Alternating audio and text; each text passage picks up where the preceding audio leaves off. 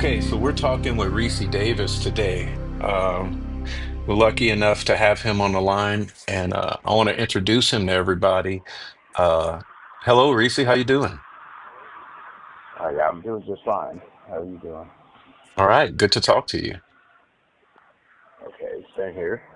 Um, yeah, so I just wanted to open the floor up for you to talk to the audience today, and I know that you and I have talked, and there's a lot of things to talk about. So I guess I'll Yes, try to get the ball rolling with Ron Logan and let you kind of tell us a little bit about your life and Ron Logan and meeting him and all the things that unfolded way back then. So once again, thanks for being sure. here and it's very You're good welcome.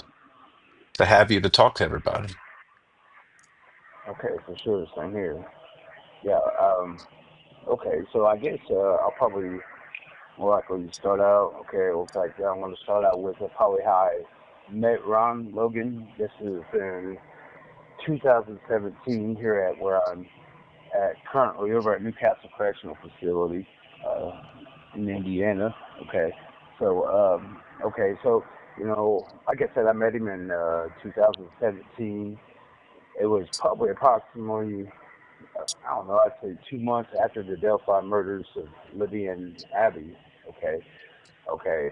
Uh, so happened pretty much that Ron ended up in the same unit, as me, becoming my neighbor to a adjacent cell in the dorm that I was in.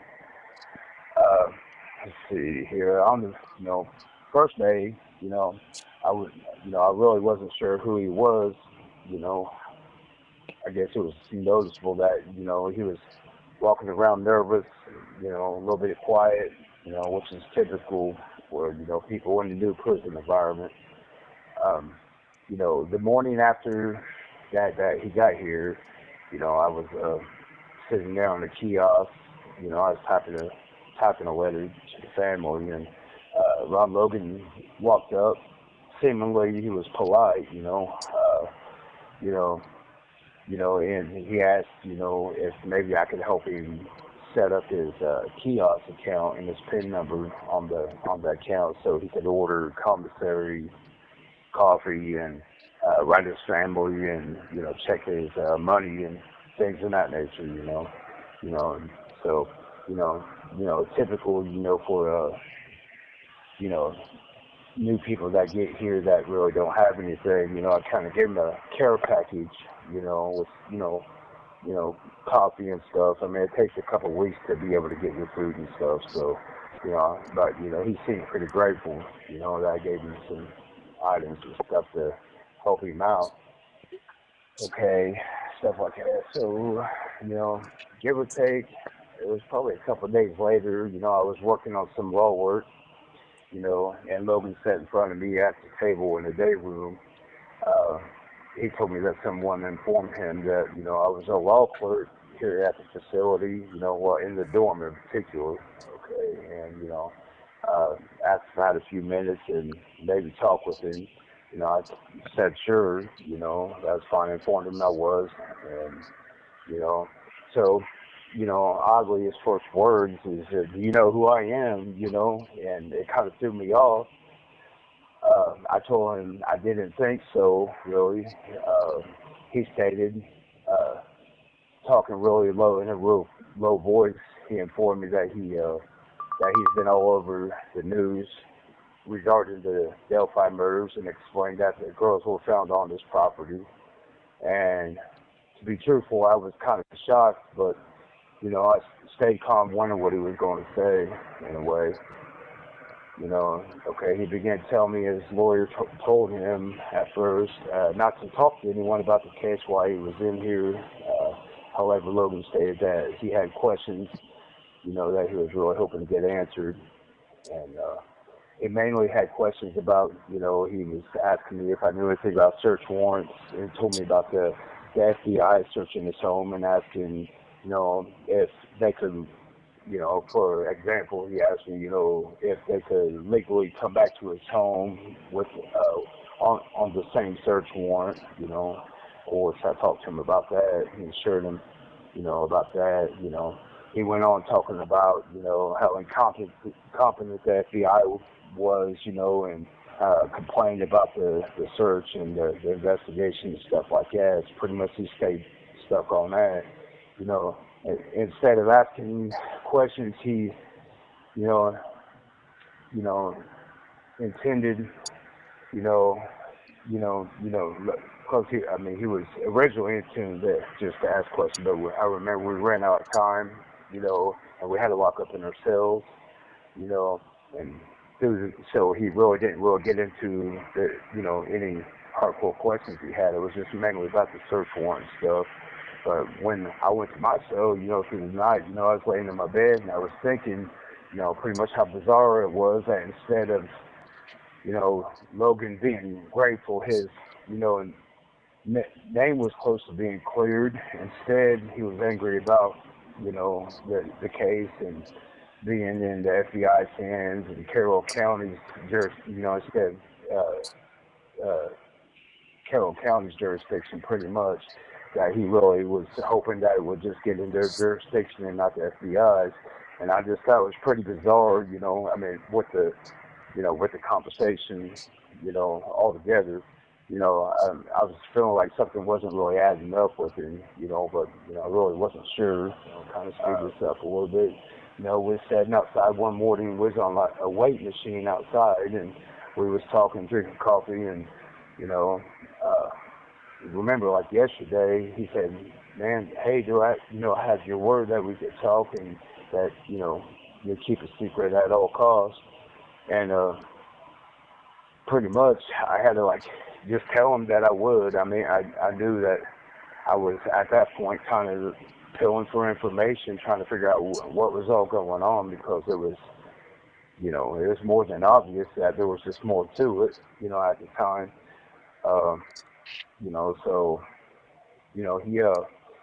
he pretty much, he told me that there was, there was parts of the case, he wanted to talk about, but asked me really not to ask any questions, that he just kind of wanted to, that he wasn't really comfortable yet, but he wanted to just, talk about it a little bit, that it was just driving him crazy. And, so he told me that, pretty much that there was just things that got out of hand, and he was drinking the night before, that he had some people over, at his place the night before, partying. He said that was at his he has that graveyard that was near his house. I believe it was on his property. I believe he was saying, and he said that he bought some alcohol for some people, but he wouldn't let them be at the house, that they would have to stay around the graveyard, that night. He said it was probably around about 8:30 or so. That would have been on the 12th. Okay, so he said that he was also expecting a couple individuals to come, well, he said they were friends, and, after he described it, he said there was burner phones involved, with with the people. He didn't yet at that time tell me who it was, but I'll get to that later on. He was telling me how he had trouble setting up these phones, that there was, I'm going to pause for a second. I have to kind of explain something for it to make sense for the listeners. Okay, Okay. currently I'm in a protected custody at this time. Okay, it's a kind of a high profile, dorm at the facility as I'm at, and mainly the people are here for the most part. They're either ex-gang affiliates, or they're high-profile sex offenders or high-profile murderers and stuff like that. So he was kind of comfortable talking to a few people about, about familiar things to do with sex cases and stuff like that. And, I tried not to show him any animosity when he was kind of getting into them type of things. So he was starting to feel after time he kind of went a little more comfortable talking to me, and I was trying to make him feel, as hard as it was, I was trying to make him feel that, it was okay to talk to me and that I understood, and things like that, and which was working. It was making him, feel more comfortable to talk. He was stressed out. You have 1 minute remaining. Yeah, I will call you right back. Okay. Okay. Okay. Okay. Hello. Okay, I'm back. I apologize, man. Okay, I can't spell this. Okay. Well, anyway, I guess I was probably talking about the burner phones, but yeah, there was a burner phones involved.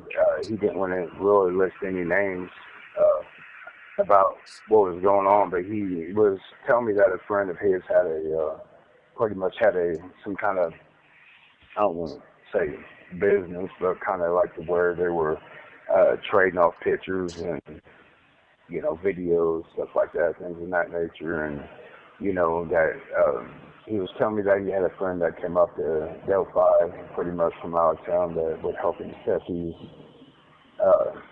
these burner phones up every. He was saying from anywhere from from 3 months to 6 months. He was saying then they would switch them out, and I don't understand why or none of that, but that's how he was describing it.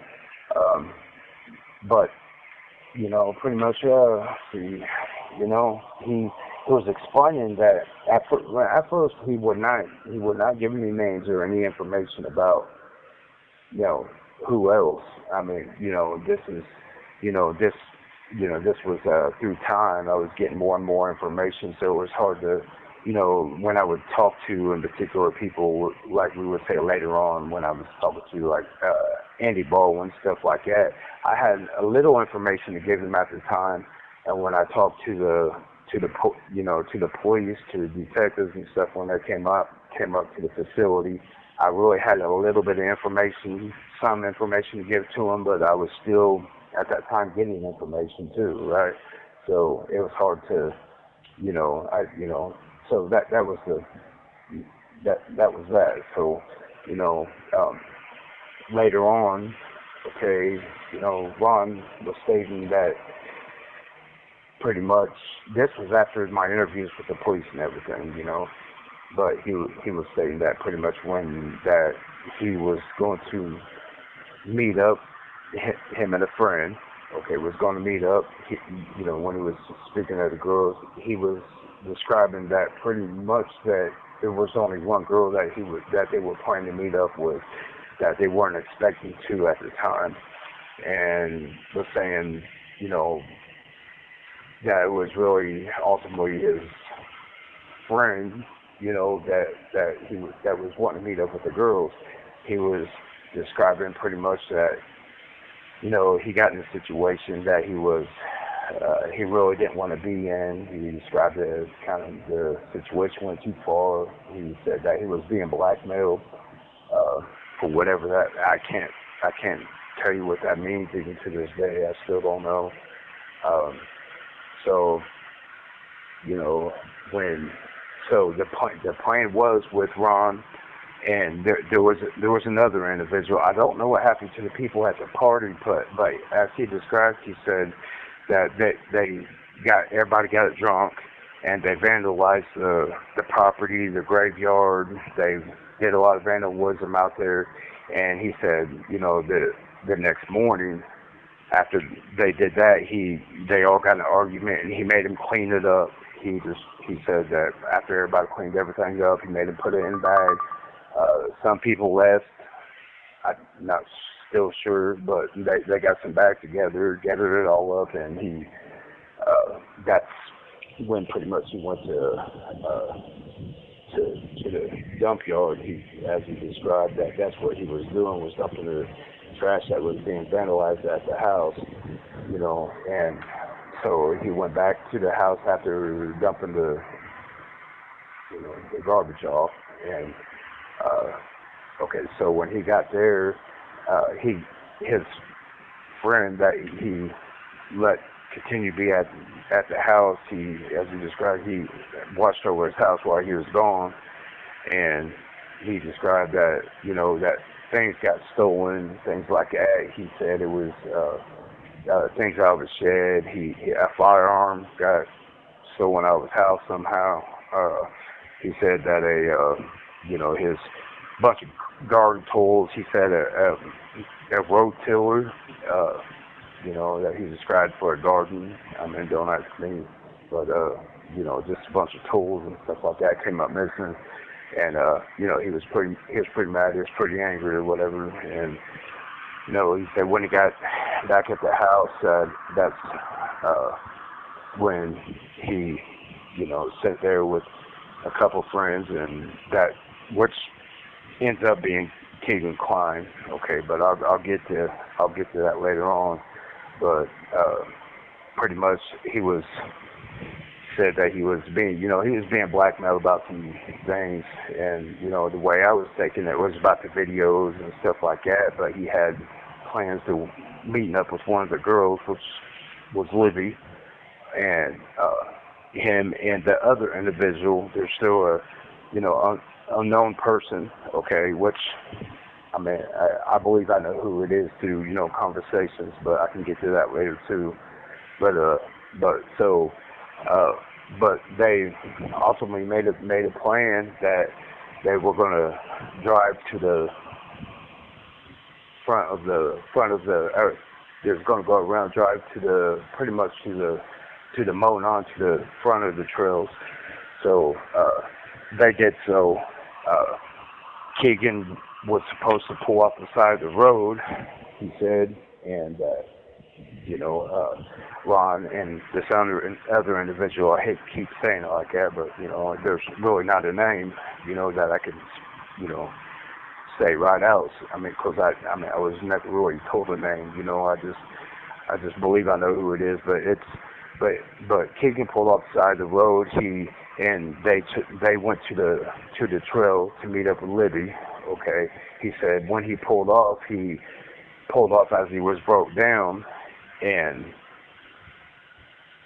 that while he was like sitting there off the side of the road, he said a lady pulled up when he was by himself, and he said, she asked if he needed any help or whatnot, and he assured her no, everything was fine. He said that his dad was on the way to help him.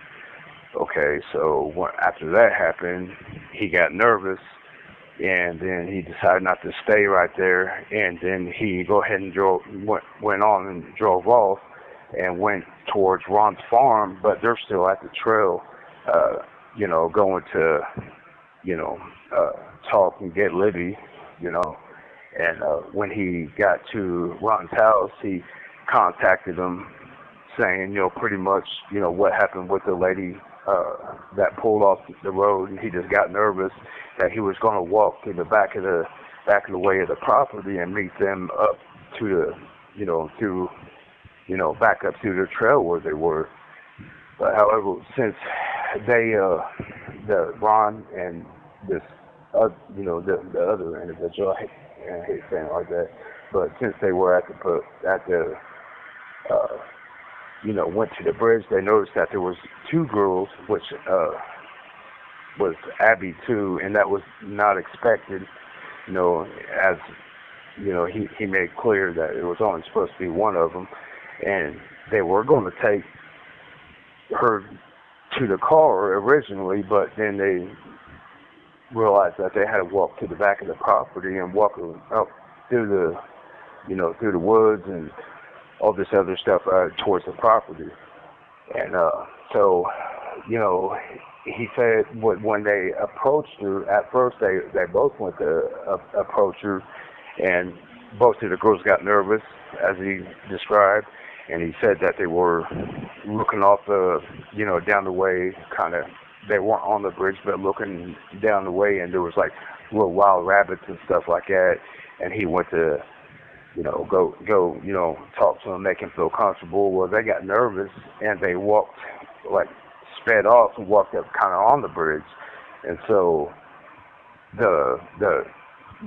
so they didn't want to, push and make him any more nervous. So they went and they talked, and they decided that Ron was going to approach the girl, so and the other guy to just go ahead and stay back. So Ron said he kept like walking in circles, that he didn't quite walk on the bridge yet, but he was getting nervous every time he'd walk up close to the bridge. He would get nervous and turn back, and finally he said he just boldly walked up on the bridge, and he exposed the firearm to him, and the girls came with him, and they walked him down towards the direction of the farm, and once they got down to the bottom of the hill right there, that they had set the handcuffs that they cut the girls up with, arm by arm, and walked them further back, towards the property. And I guess they went to undress the girls as was being described, okay? And when the girls went to get undressed, the youngest girl said he was saying that her wrist was small enough to where she slipped the handcuff and she went to take off. Well, the older girl, Libby, was telling her to run, okay? And Abby, froze, stopped, and then that's when Ron grabbed the oldest girl, Libby, and told her, if you run off, I'm going to kill you. It's going to be your fault. And she said just to go call the police, call her grandma, okay? And then Ron said he cut her initially, but that pretty much it wasn't, it didn't, kill her, but he cut her to let, Abby knew that he was serious.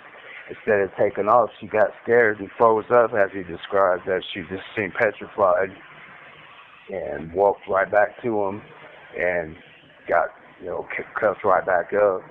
And so they, continued on their journey, and he said that there was a tussle. They went across some water, and there was a tussle, and then he ended up cutting her again, and they left her there, okay? And they took Abby to the property, to the house, and they went back after the lady together. Okay, when they came back, Ron went ahead of them, and he said that he was, wrestling around, that she was the oldest girl, that, she was cut. She was freaking out, and he hit his nose, he said, his face on top of her head, and that he had a nosebleed, and he was freaking out that he had, that his nose was bleeding, because he said that it was bleeding pretty bad, and it got on a couple items, and even her underwear. He said the youngest girl's underwear, he threw it out in the water. Well, whoever the third guy was that was with him, Keegan was like, no, you go after that. It got caught on a limb out there in the water, and so the other guy went out there to get her underwear that was on the limb, and there was a couple, because Ron said that he believed that there was blood on there, and he went out there when he was walking out in the water. He described that he twisted his ankle, and then the guy wanted to leave, and there was just another argument because they didn't want him to leave. They thought he was going to go to authorities, and pretty much that, they, went to go get the items still. The guy ended up leaving anyway. Now he drove in a different car than Keegan when they came out to the property. Okay, and so but he took off. They thought that the authorities was going to be called. Like I said, they took, after they tried to finish Libby off, they took her to a barn and put her in a tarp. And he was saying that he had rabbits out there in the barn, and he put her up under some cages and stuff up in his barn. And then he, thought she was dead. And I'll get to it, but she wasn't dead. She, and I'll describe that in a little bit. But then he started getting paranoid and freaking out. And then Keegan was going to go ahead and try to take the youngest girl, after all, with him out of the property. And Ron decided he was going to leave. well, to try to, cause he was paranoid and whatnot. So he took off, and that's when he went towards Lafayette. So but he wanted an alibi of why, that he wasn't around. That's when he called his cousin and whatnot as the alibi. On his way back through, he shut off his phone. He said, okay, and then he went by Battleground. It's somewhere near Lafayette, and then he went to like these burner phones. He went to go bust them up and part them out, and he went to go get rid of them near battle, through Battleground, through throwing the parts of the phone out, and some other evidence, too, that he had, which he never told me what exactly what it was, but okay, so when he got back to after this fish store and going to Battleground and coming back to Delphi, he said that there was drones and stuff like that going over. It was kind of like heading towards the evening. He said there was drones going over, like over his property, over like the woods. That there was cop cars everywhere, stuff like that. Starting to look around. He said when he pulled up into the driveway, he noticed that Keegan's car was still over there by a barn in the driveway, and he was supposed to be done gone. But Keegan told him that that he got afraid of leaving because of the drones. He didn't want to be spotted, that he didn't know how to get out there because he was done supposed to be gone. Well, then they planned to get the girls off the lot. They knew that they was going to have to do something with the youngest one. They argued who was going to try to do her in, and neither one of them wanted to do it for whatever reason. They went back and forth with it. Keaton was the one that ended up taking her life, and so they decided, since they couldn't get the girls off the property, what they were going to do is go ahead and just wait till later on and try to get them as furthest out in the woods as I can get, which ended up to where they didn't want to take any chances, and it was still, the girls were still on the property. When they picked Libby up out of the barn, they put her in a wheelbarrow, to move her closer to the woods area, and when they put her in there, it was said that they noticed that she was shadowly breathing, that she was still breathing, and faintly, and that they had to end up cutting her head again, that they cut her again, and that's what the carpet knife, as he explained, and so they had to finish her again before they even took her to where their final destination. But they ended up getting the girls and putting them up at the end of the property. Keegan said that he wanted to set the area as pretty much do something that they wouldn't believe an old man would do, that would pretty much make him look like that he wouldn't be responsible, and said that they set the. You have 1 minute remaining. And I will call you back. You were. All right. I know where I was. Okay, so what I do want to make clear first, with Abby, I was never told, and I still don't know where she was and what they were doing with her during this time. I know after Keegan took her life, as was stated, that I don't know where they was putting her. I know they described that they moved the bodies a couple of different times during the search.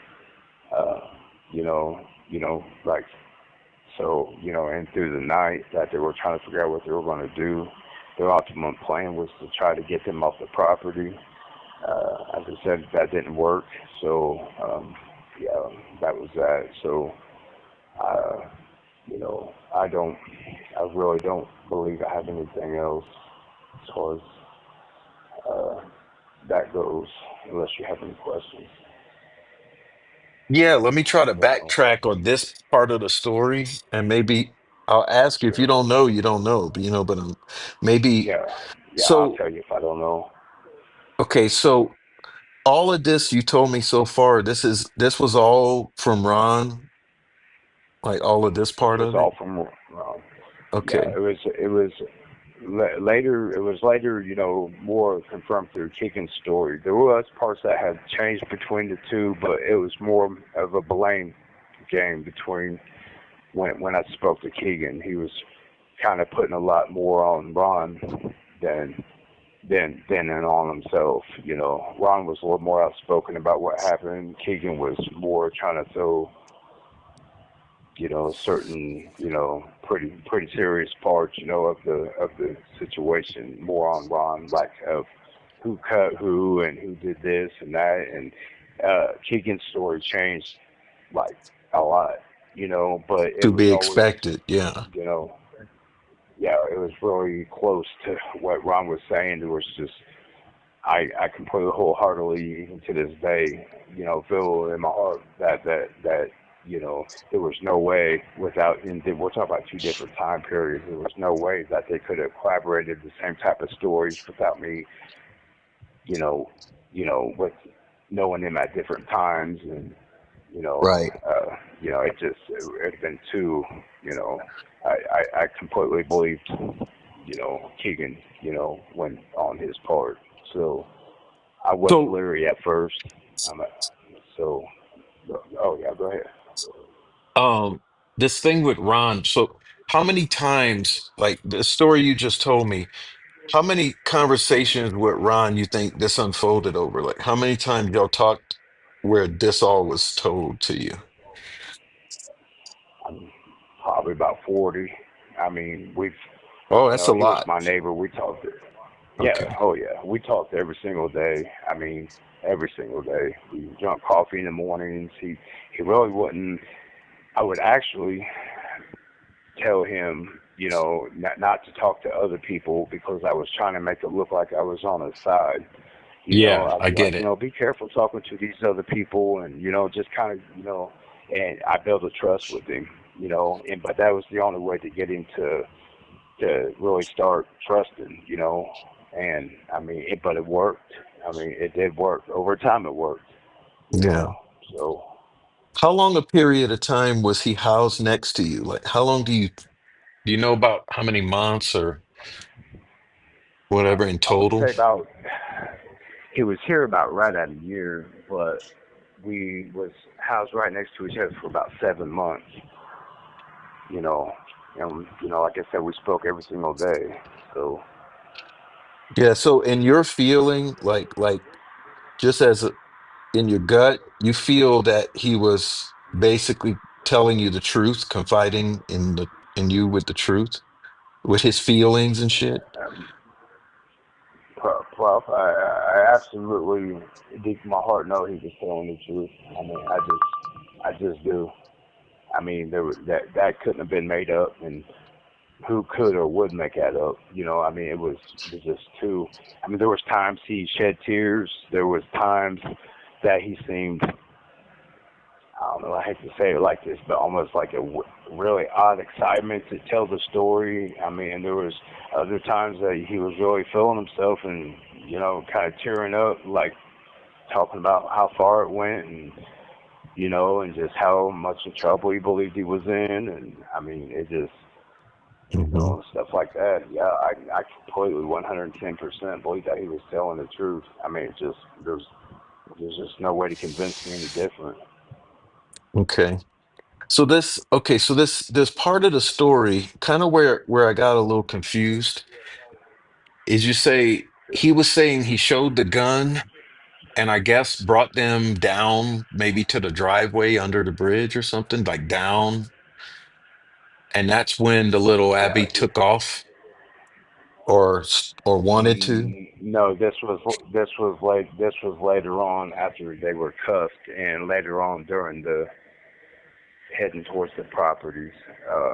I guess they went to get undressed or something where he went to where he was going to uncuff him, and he was talking about how her little wrist slipped through the cuff and Oh, that she took off, and that the older girl was telling her to go, and they were Ron was yelling at her, to come back, and but yeah, that was like later on once they got closer to the property I was taking it, but that Okay. wasn't right away. He said he exposed the gun to just exposed it. Is all he said. He said, that the gun was exposed, and pretty much that they fell in line. That's how you know what was And so described. the way it sounds, so this was before they crossed the water, because it sounds like he Yeah, like he attacked Libby, left her on the one side the water, and then he brought Abby across the water,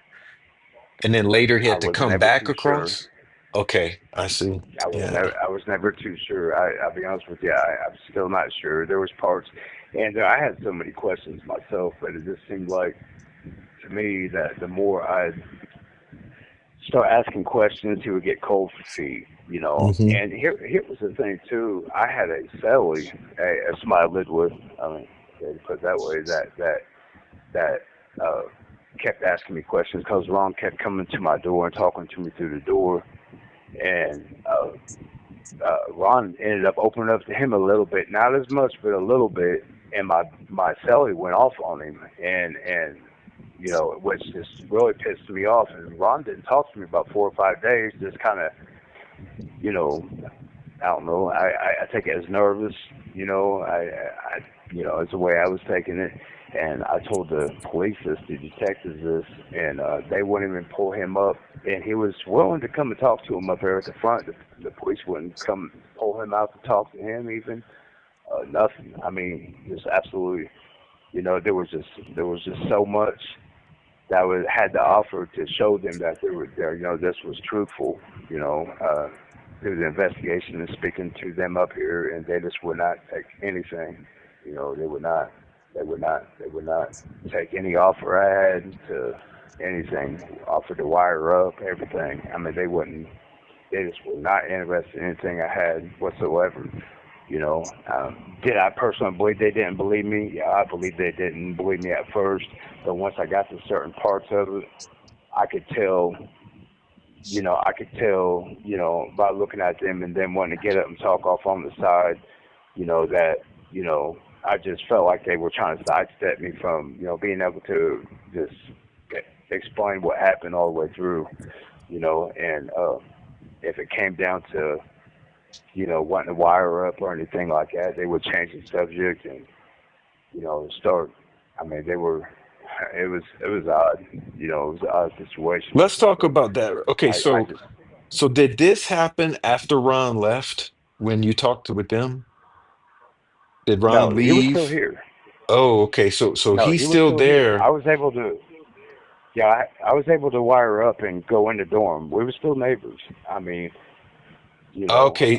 Well, okay, when so tell me how did that transpire? Like, did they just show up one day wanting to talk to you, or did you request? Would you mind telling that story real well, quick about when they came? yeah, I have a friend. She contacted the FBI and they told her, uh, they were just taking information. But once she gave the part that the youngest girl was taking, they were interested in that, and uh, I was taking it that there was some, truth that they knew about it, and that's when they stopped and said, "We're going to get somebody up there right away," and that's when the Cleveland sent a state police officer and a guy that did the what do you call them the you know a lie detector's test, brought them up here, and so when you know they when they were up here, they I walked in there and it was just I mean they were just you could tell they were here because they had to be here. They didn't want to be here to really try to figure anything out or listen or give me a chance to talk or nothing. I mean they would not nothing. I mean and I believe personally, because I have a stuttering issue, that they were looking at me crazy because I was stuttering, which I understood, and I explained that to them. That I have, Tourette's. I have a Tourette syndrome, and I also, stutter like extremely bad. And I was trying to explain this to them, and they were, just awkwardly, you know, uh, trying to push the conversation other places, and they first started when they came here was because when the lady made the report on my behalf, she told them, she said that he declines any, that I decline any, any kind of money, reward. That it wasn't about that, that I completely decline it. I just need somebody to get up here and listen to, what was said, and but their interest was why would you decline any money? Who would decline money? That don't make no sense. Why would you do that? That just makes no sense. What else do you want? Or you want? I mean, is it you wasn't? I mean, it was just really wild. It was like I felt like I was getting interrogated, and I'm like, like, dude, I'm a father, you know what I mean? Dude, I have kids, man. What's wrong with me? What's wrong with me reporting something without, wanting something in return? They're like, well, that just don't make sense. That just don't, is it media attention? Is it this and that? Mm-hmm. And like I explained to him, I said, well, let me tell you something that you don't understand, you don't know. This stuff will get me killed in prison, man. Media attention. What do you mean? I mean, the last thing I want to do is put my face out there and being a prison snitch. I mean, so no media attention doesn't do me any justice. Besides, it's going to probably put a knife in my back before you know it. So no, it's not media attention. It's not that I want money. It's not none. I just need you to listen. And I explained to him. I said, man, I'm a father, man. I just, You have 1 minute remaining. yeah, I just explained I wanted the stuff be known, and and just to go follow the information, and that's Yeah. it. That's all I asked for, right? Did either of those guys identify themselves as FBI to you? Well, one of them was the guy that was doing the Texas test. He was through the FBI, I guess, and one of them identified himself as a state police sent up through Delphi, Carroll County, that was stationed up there. Okay. We'll pick it up on the So, next call. Okay. All yeah, for sure, I got right. you. Let's keep going because it's you could do, it's Okay, sounding good now. It's sounding okay, good. So sure, I sure, wanted to sure. ask Okay, you about this polygraph. So you just sure. said that you believe one of them was from FBI and the other was from McClellan, like one of the Carroll County or state police. As they described it. I Is mean, I it don't know anything as a hard fact, but I right? mean, that's kind of how they described it as I was there. So, I So mean, let me you ask you know, this about it. So they hook you up, right? Did they hook you up hmm to the device and then did they chit chat they with you did. for a while to like establish a baseline and just ask you normal No, questions or whatever? I was I was not asked a single question, not a yes or no question. I wasn't asked. It was all argumentative the whole time. Everything was a back and forth scenario. We was all angry, there was not one question, one time, not for 1 second, that they said, did this happen, or are you telling the truth, or nothing. There was never a yes or no. There was none of that the whole time. You know, I, the whole time. Uh, Matter of fact, it got to the point where I took the stuff off. I'm like, man, I'm done with you guys, man, because I mean, it just kept going back to what my motive was the whole Mm-hmm. time. I mean, there was no. I mean, they set a camera up right in front of my face. They set a thing where it was recorded. They informed me, hey, okay, we're recording you. We're recording you with this video thing. We're gonna, we're gonna get the audio sound and lay that there, and I agree that was fine, whatnot, and uh, so I mean, everything was,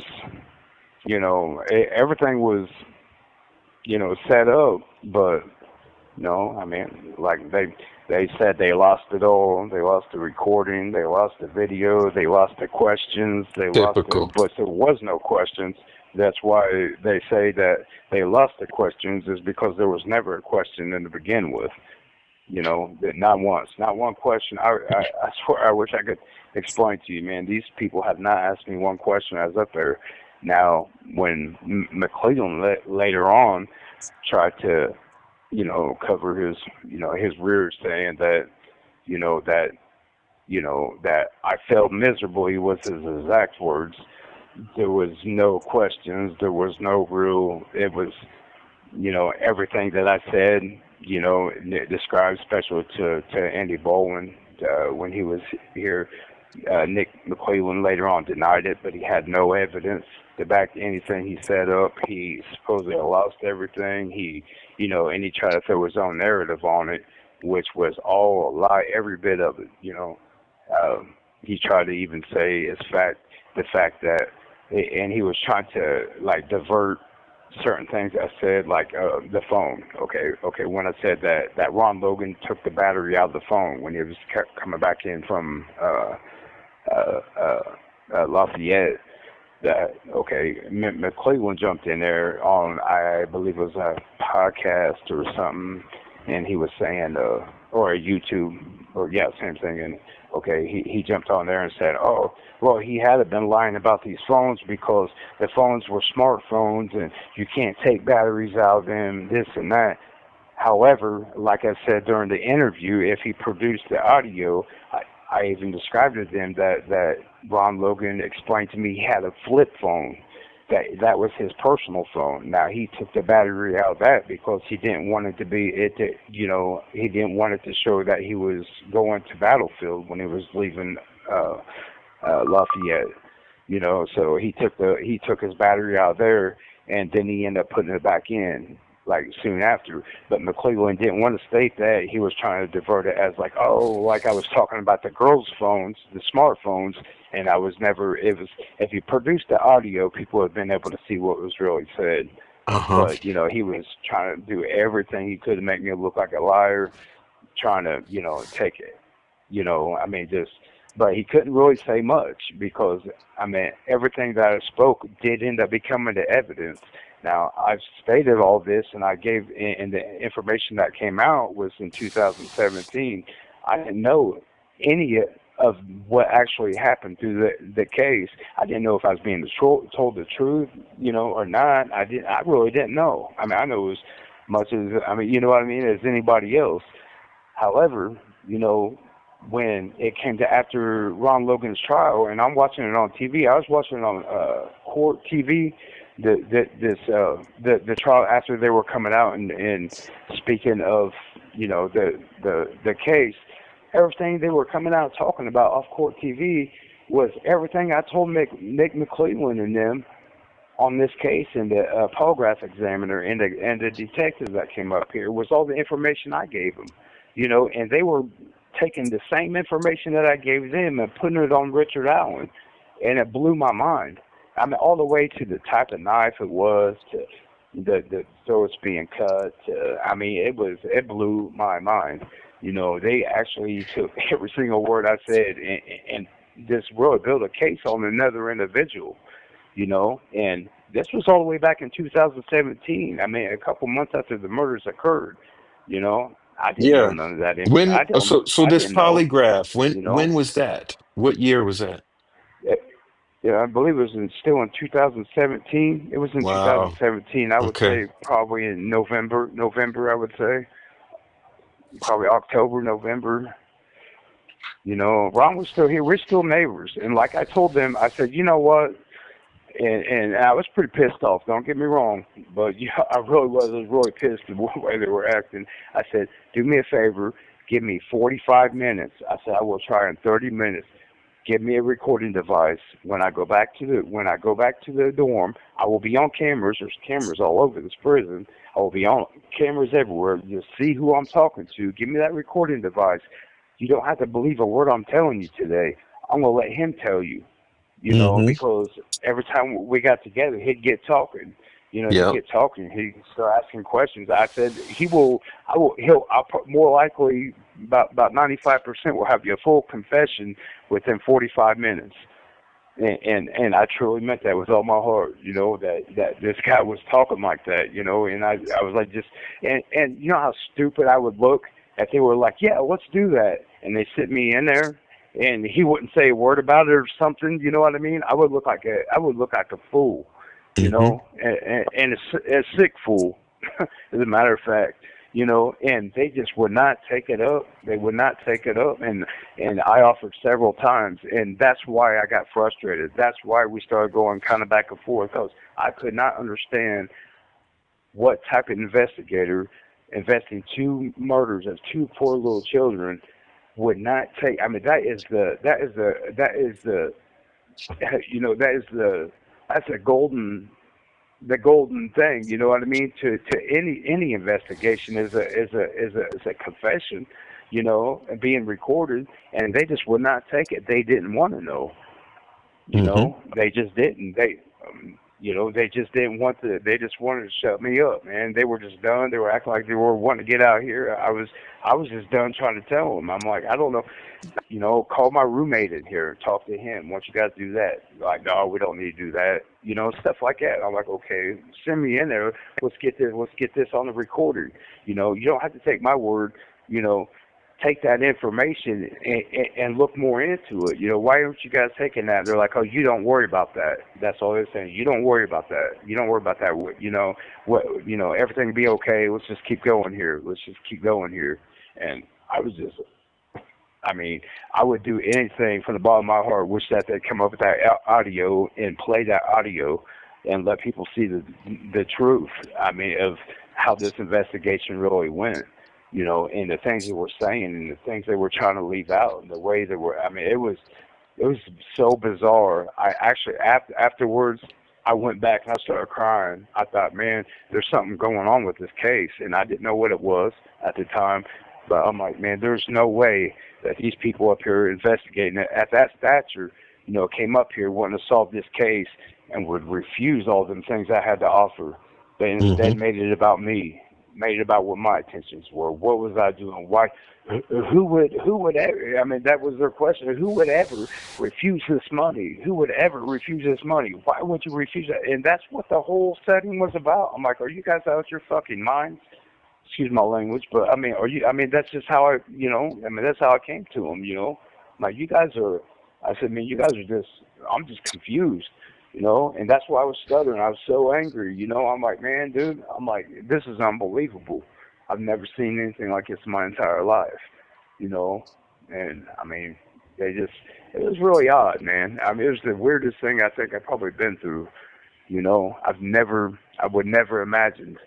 I really thought I was going to be able to get up there and give them information. I didn't expect them to believe me for a minute. I really didn't, and I don't blame them. They're not supposed to, but please take this information and look into it. Start, pull my cellmate out. Send me in there. Let's get this recording on the road. Let's get this stuff going. But they were, and here was the other thing. If they had that recording, here was the even more odd than anything else.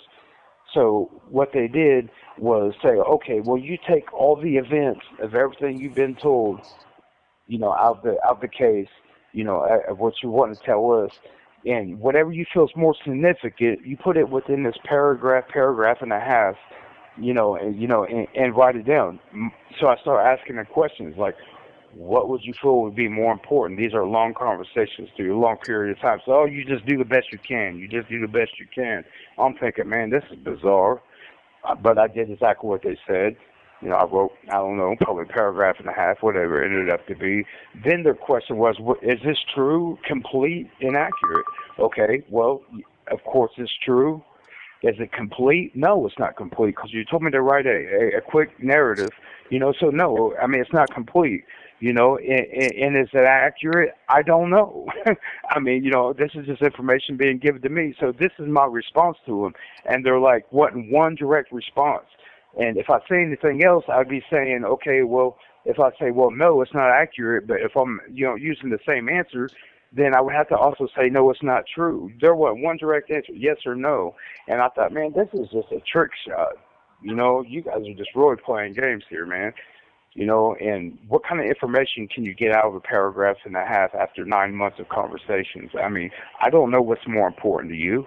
I don't know, I don't know what, they were just up here playing games. It was, man, I just really hope somehow they can get these audios somehow still, which I don't see it happening now, because it would show that they're lying. I mean, that what they're Hmm. saying that I miserably failed. Well, they're miserably failed to do their jobs the correct way because I mean they're covering asses, they're hiding stuff. I mean, point blank. And but I've learned what that was later on. Like Ralph Logan told me, he's good friends with Nick McClellan, and McClellan was going to modify him out. I mean, that's what he told me. I wasn't sure if I believed him or not. But then after I even spoke to the detectives about him being, part of this case, confessing this case, they modify him out a month later. Not that he does his time. They modify him out of prison. Let him go home early on house arrest. And I mean, you talk about a mind blower. I mean, I thought, man, this is the weirdest. This is the most. I mean, you couldn't. I mean, it was really odd. I Hmm. mean, So he told Ron you Logan, he's friends with McClellan and or his family or something, and that he was going to get him the out, family, and essentially. yeah, he said that he was going to end up modifying him out. That he was talking to his brother, and that he was going to modify him out. Point blank.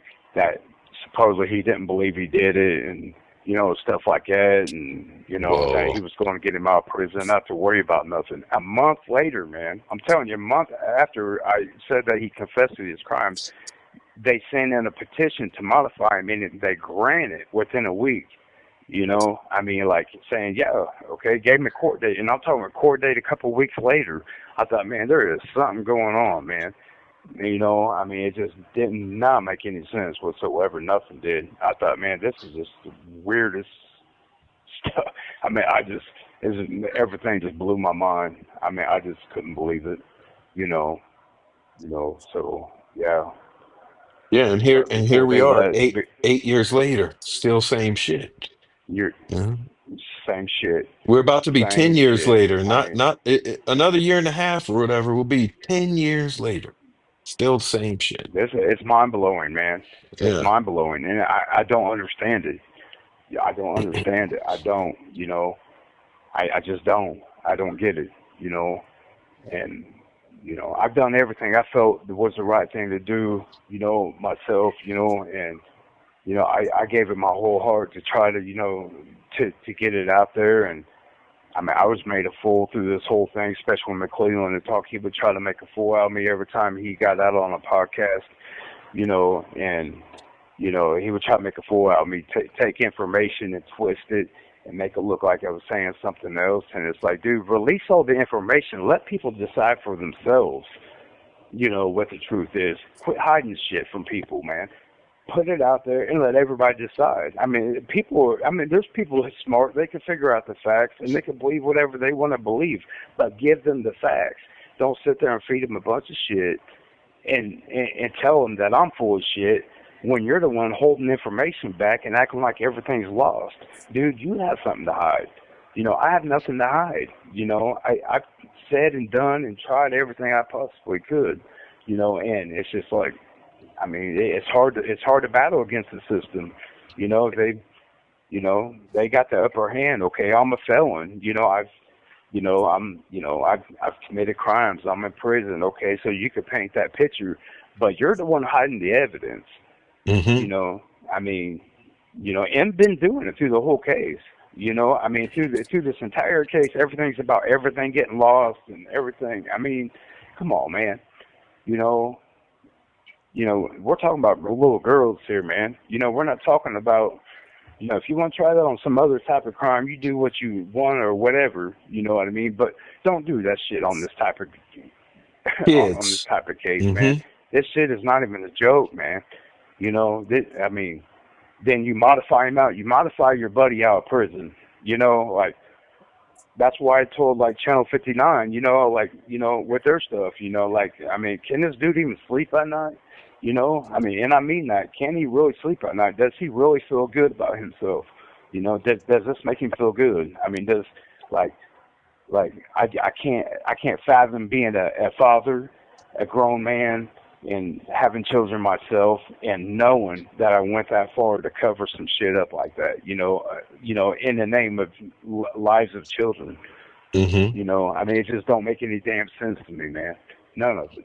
You Well, have 1 minute well, remaining. I sympathize with you, man. Like I can understand your frustration. You know what I mean? When you say like it don't make sense and you're anxious about it. I mean, of course, man. There's no one Frustrating. blames you. No one blames you for being upset about it and, you know, having feelings, Yeah, man. I mean, I just the truth needs to be out there. You have an innocent man, somebody that really was not part of this crime, and I know a lot of people believe that Richard Allen was, but this poor guy has really been like framed. This just been pinned on him, and I know from the depths of my heart, I know he's innocent. I know he didn't have nothing to do with it. You know, I mean, we'll get in more into that later, but I mean, yeah. Hmm. So, yeah, for sure, buddy. But I appreciate you, buddy. Okay. All right, yeah. Well, I know everyone's gonna appreciate hearing this because people Thank you care. for using Right? GTL. Somebody made, I guess, a YouTuber that called in that, or that was on the, one of their whatever, and they try to they try to make it as that they talked to her, and that she said that some stuff that she supposedly said, that it was that I was intending to hoping to get something out of it, and but she was contacted, that have her contact information. I gave it to a couple of people, and it was false. It was she uh,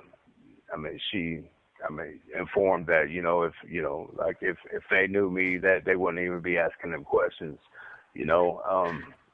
But when she contacted them, uh, she actually said, which I asked her to, say that, that when they came down here, that, for them to have the understanding that, I wanted nothing out of this. I just really needed to talk. I, needed to talk to him. That I just really didn't take, the information serious, which, was definitely, true. So when that came down here, they introduced themselves, and the first thing that they wanted to know off the top was, why a inmate, why a prisoner, that it didn't make sense to him, would uh, asked to do something for nothing, that it didn't make sense, that everybody has intentions for anything they do, that it just didn't make any sense, and they wanted an explanation. And and that's how it started off. It started off real confrontational, because I mean, I got really offended, and as I explained, I said, man, I mean, number one, I'm a dad, I'm a father, I'm a man before anything. And I mean, I just mind, I really needed them to understand and pay attention, to what was being said, because, I felt like that, this was their time to get the information that they needed. I mean, this was only 2 weeks, 3 weeks. I have to date exactly, I mean, if needed, but, after the, well, well, anyway, I can get you the date exactly, but I mean, it was actually it was on 5/17. Uh, oh no, okay, it was on 6/21 of 2017 exactly. I got it written down here. Okay, that the setting and the alleged polygraph that was given. Um, okay, but they did hook me up. Okay, but the whole time it was confrontational. They, it was about me. It wasn't even about, and it was like anytime I began to talk about Ron or bring him up, they would change the subject. They would get real angry when I bring him up. They asked me. They said, "Well, is there any way that you can possibly write down at least a paragraph and a half of what you felt is what I felt was relevant, what I felt that they needed to know the most?" Okay, so I mean, uh, so you know, I began to write. Right, I got and it is added into the exhibit what I actually that the defense entered into at the at the I believe before the trial, because I was intended to be used as a witness at the trial, at Richard Allen's trial. So, but anyway, it was entered in. And if you notice, if you look real close to it, it stops in the middle of the sentence. As soon as I begin to really start talking about Ron and he started about the details of the crime, he stops me. Gary Holman, he stops me. I said, oh, that's enough right there, and he snatches it out of my hand.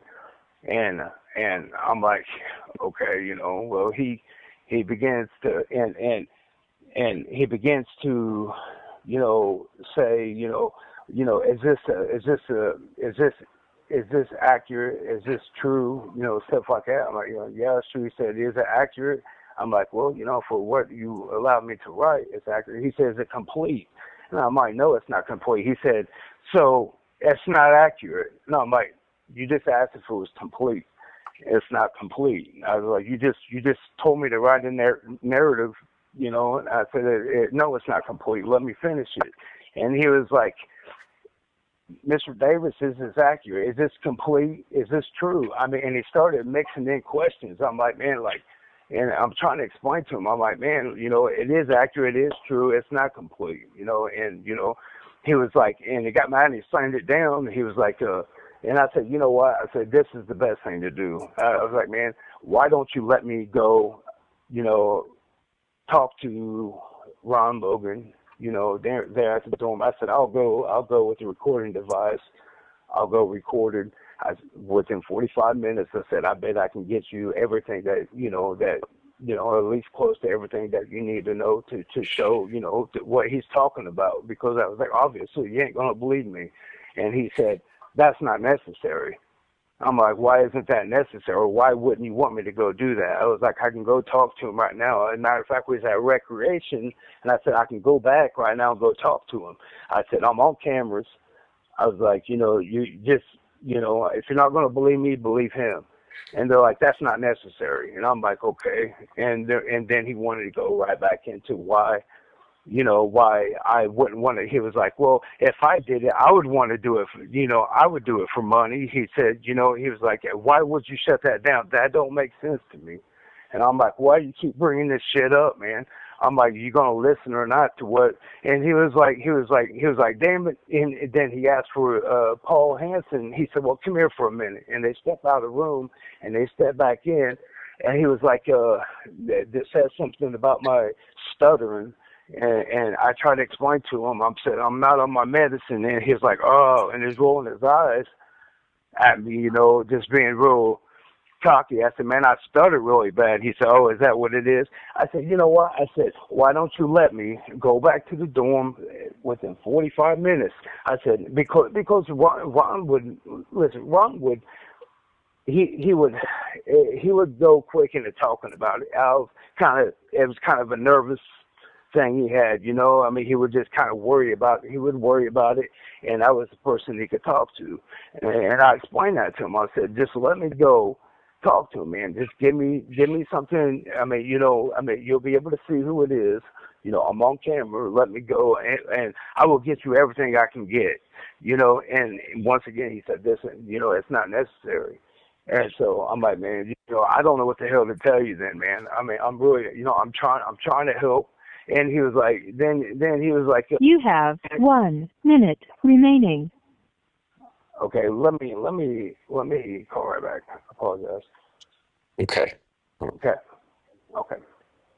The detective wrote it, but it's in there if you look at it. So they didn't follow up on anything. They didn't take my offer to wear a wire recording device on Ron. My point was, I was trying to make to them that, what type of investigation wouldn't, take the offer of a record, getting a recording of, that's a dream. That's the golden, that's what, to any investigation, and they're flat out, as soon as I offered to shut it down, like, no, that's not necessary. No, that's not necessary. And it was really pissing me off. It was pissing me off bad. I'm like, man, you guys are not here on good intentions, whatsoever. Okay, well, to get to what, this is really interesting here because I did not realize this, okay, and I want you to look into it yourself, and I want you to do your own investigation. You're pretty bright. You might already kind of know about this. So I get the information of the exhibits, okay, and Diane and I kind of looked into it because in the middle of the exhibits it has a bunch of weird writing, in it, okay.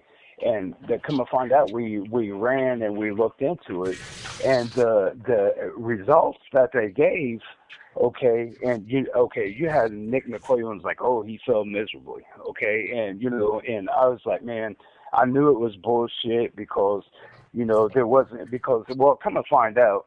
When you have number one when you have a polygraph, you're supposed to have one polygraph examiner. You're not supposed to have any police, anything that would interfere. Okay, and this is what you had. You had a detective the whole time interfering. He made it about me. It was all about me. He wouldn't let me. He wouldn't answer no questions. I'm asking beforehand, like trying to. He's like, "Oh, do the best you can. Do the best you can." He was making me really agitated. And they weren't asking any questions whatsoever. The only questions he asked is it complete? Is it true? Is it complete? And the answer was no. Of course it's not complete. Then he's referring it back to, okay, well, is it true? And he's trying to like twist everything. I was like, man, dude, like, what are you doing here?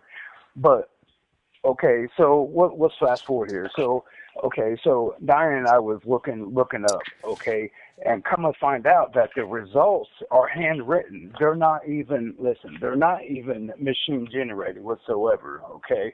And I thought it was really suspicious. And that's why I was looking it up. Where it's like, man, polygraphs are machine generated. They're not handwritten. They're not, So we started looking into this. Okay, well, come to find out the results, okay, are something that's called PECC, right? And okay, so PEC isn't, like I said, it is machine generated. It is it's when you look it up, it's confirmation bias, and it's where pretty much they sit back and they observe your reactions.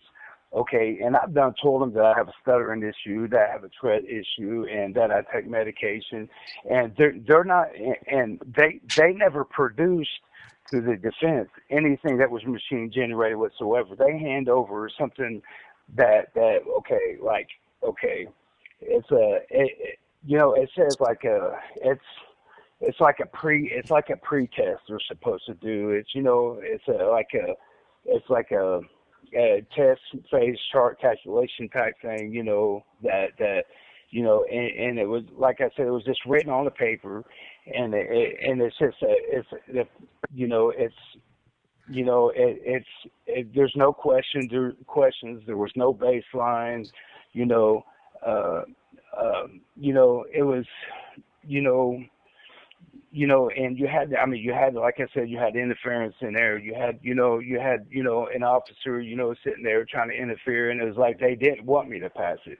And they, with them saying, okay, well, he failed miserably. Okay, you would have to have some type of a real test, some kind of generated test, and they made it as if there was one this entire time, but they couldn't produce it. Now, they had a recording setting. They had a videotape setting, and they didn't tell Andrew Bowen this. Okay, and when I finally informed him, hey, there was a recording, because I wanted him to get a hold of this stuff, man, because I'm like, dude, like, this could prove that they're full of shit, okay? And he was like, oh, there was a recording, there was a videotape. I'm like, absolutely, He said, okay, well, man, listen, I'm gonna motion, I'm gonna get a hold of this stuff. Well, he went in there and they didn't deny it, but they were pretty much saying that, well, they believe they lost it. It was recorded over. This was the information that they gave them, that they no longer had it. If it was like that, they couldn't give a solid answer whether they had it or not, and that they believed that the tape was recorded over, which, come to find out, this was kind of something that is kind of happened in the past on other people, and when they were trying to produce evidence, oh well, we had it, but it was recorded over, and they wouldn't report it, and they were misleading, and the defense, and they did the same thing with my setting, and I couldn't, and I thought they actually had a real test. Because he's like, oh, well, he felt miserable. I thought they had a real test to provide, so I wanted to see it because I've informed them there was no test. There was no actual test. There was no test to where they could actually, show any type of real performance. And I knew that, and I'm like, man, I want to see that. I want to see it. I want you to see it. I want the defense to see it. Now, if I was full of shit, okay, excuse my language, right? But if I was full of shit, I put myself on the spot for them to go and ask them to go get this information. But they couldn't produce the information. They couldn't produce the information because they knew that everything they were saying was untrue. When they finally produce something, it's just peck stuff. It wasn't anything that they ever said it was in the first place. I mean, it was all false information. It was a subjective test, and it was based only on like observation of like reactions, because I have a twitching issue, with my treads. I stutter really bad. I have issues. I take medicine for it, okay? And they're like looking at me, and I'm trying to explain it, and they felt like they finally got me on the hook just because, they're seeing my reactions, but they never want to produce a test.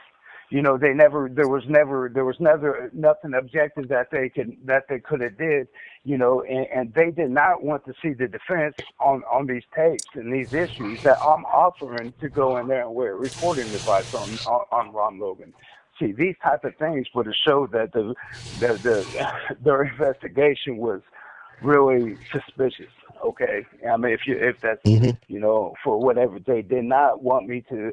As soon as I started, because when they came up here, you have to think, when they came up here, they didn't know exactly that it was going to be about Ron Logan. They knew that I had information.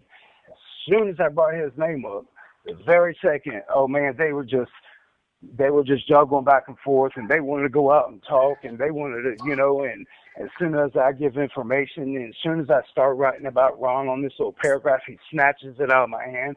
They did not want me talking about Ron Logan.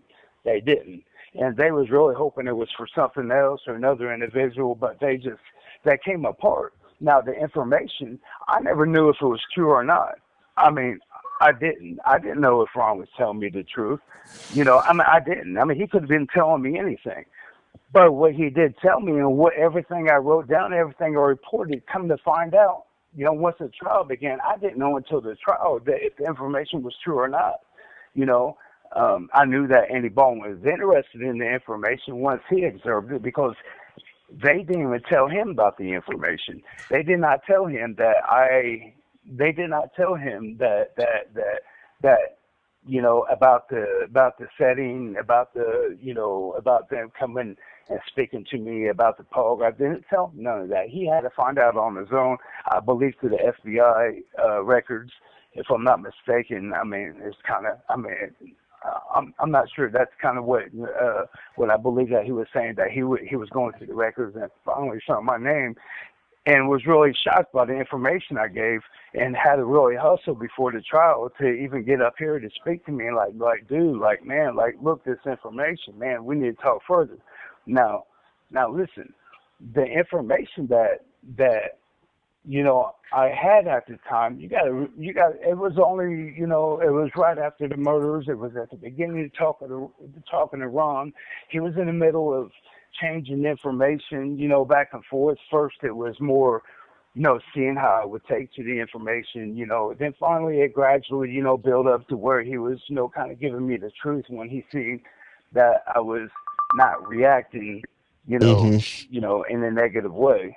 Yeah. So I started to get more information. So by the time that the police get here, I don't have the full details. I didn't have all the information. I gave them what I had at the time, and that's all I was able to do, and so it was, I mean, but when they got the information, they just act like that I was completely full of shit. They acted. I mean, it was really odd, and yeah, I mean the way I felt when that trial happened, and I started to hear them using the information I gave Prof. Okay, the information I gave them. Okay, about the box cutter and all this, and now it's being used in a trial against another individual.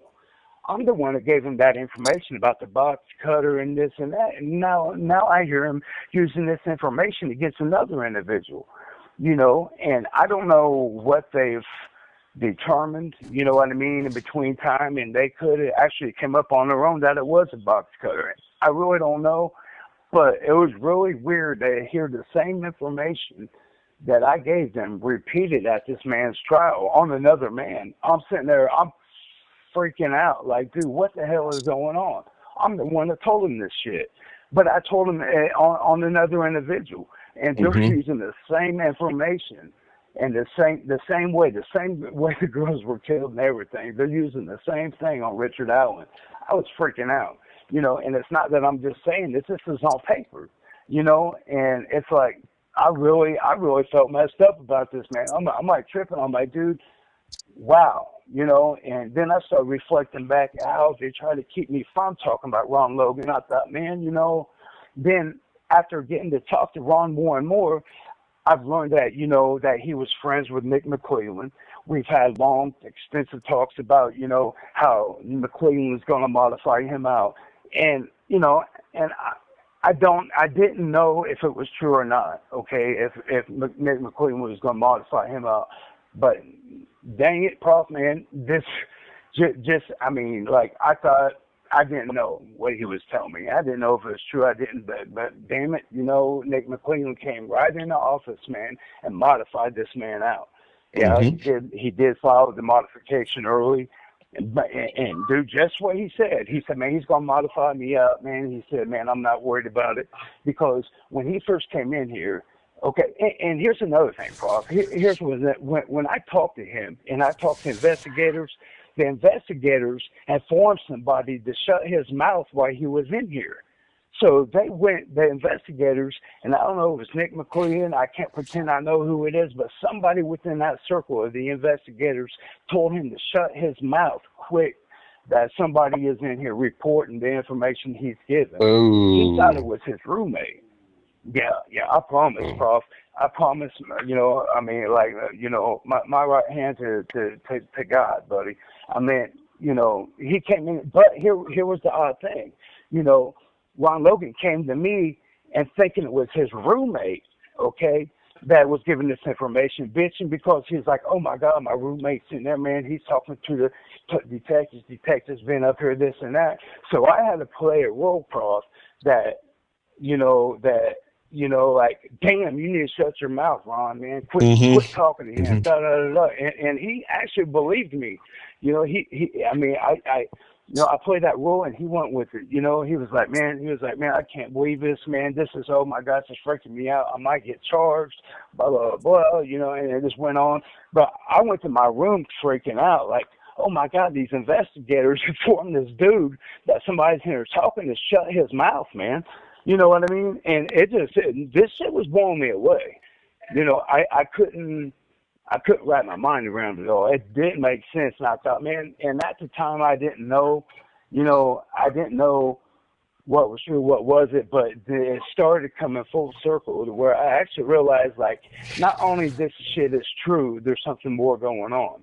I mean, and I didn't know what it was, and then I realized, like, I mean, I mean, it got real. You know what I mean? It got real, and I mean, I've said every single day I went in my cell and I concentrated and focused and remembered everything this guy sitting here and told me. And I wrote everything down in detail. Some of it seemed relevant, kind of the same. Some of it didn't. I mean, I didn't know what was what, but I was writing every detail down I could remember, and my mind was blowed. I thought, man, I mean, man, I mean, I didn't know what to think, if you want to Do know you the real still truth, have that, Reese? you know. Do you still have that? Oh, yeah. I Good. have every Okay. bit of it, bud. I have So every when single bit of it. So when you were saying all the things they were saying in that polygraph, was that all Jerry Holman? Yeah, That was every bit of it. yeah, You okay. know, Paul Hansen didn't say a word, man. He didn't explain nothing to me. He just kind of let Jerry do his thing, and he didn't explain to me what was going on, or he didn't explain how it went. He wouldn't. They wouldn't even answer no questions. I mean, I'm like, I'm asking a lot of questions. Like, man, I'm sorry, man. I look like a nervous wreck here, man. But like, I mean, like, what, like, I didn't know if that was the procedure or not. I just fell off, and it fell off that I was being attacked.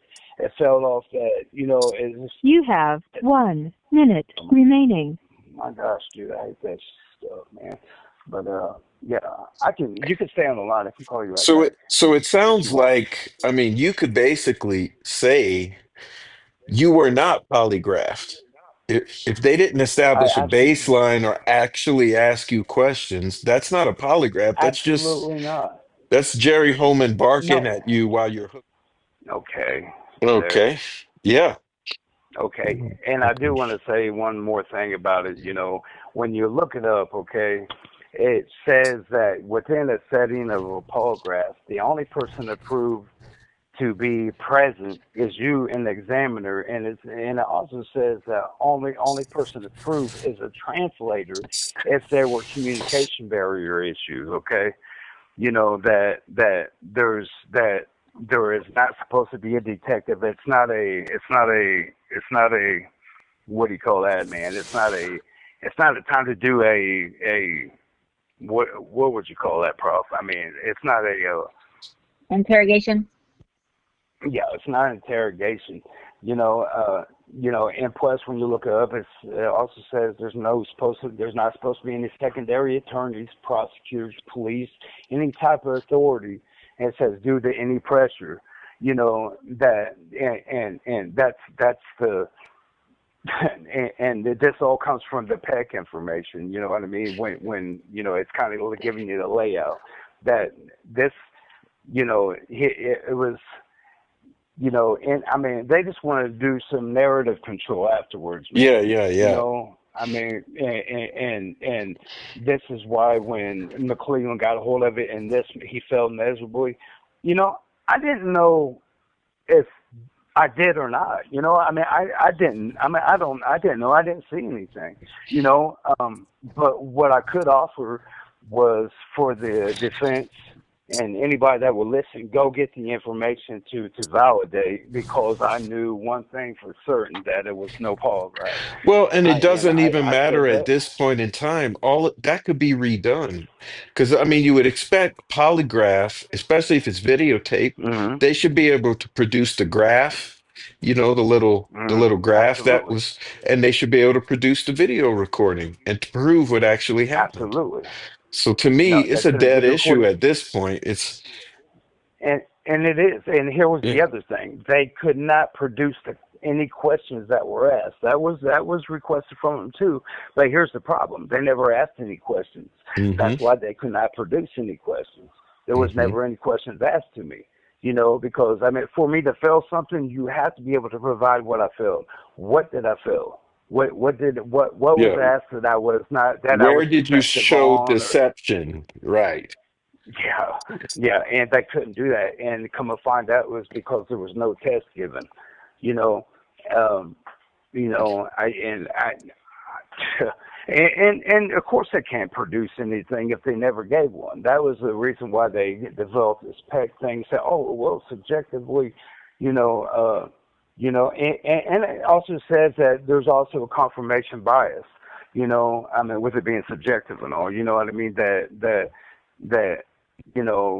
they can say whatever they want. There's no objective, evidence there to there was nothing. They could not say I was deceptive or anything. There was no questions asked whatsoever.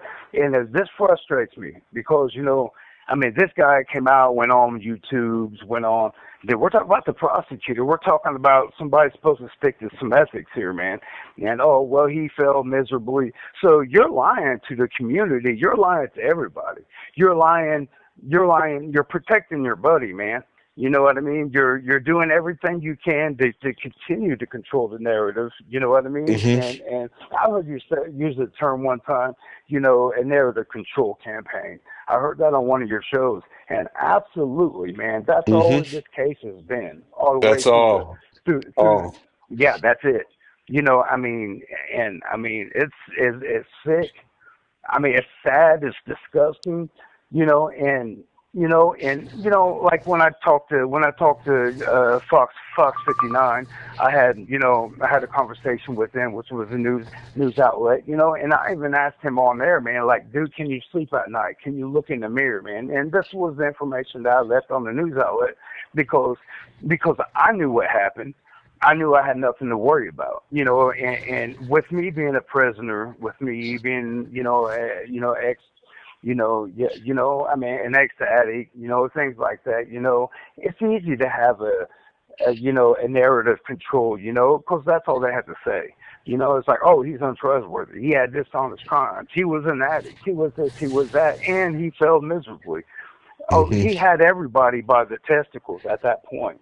You know what I mean? And I mean, people, I mean, it's believable, and man, I'm telling you what, it pissed me off so bad, man, because, I mean, it's sad. I'm sitting there thinking about this is a guy that's supposed to, you know what I mean? Like, dude, really wants to solve this crime. And Supposed to we're be not getting talking about justice. some, Yeah.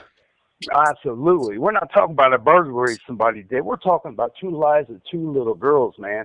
And dude, this dude is really just turning up, ramping up, man, to protect an individual. He is protecting. He wanted to protect the name of the Logans, man. And what it is, I don't know. I mean, I'm not. But what I do know is Logan was just dead set. He was like, man, look.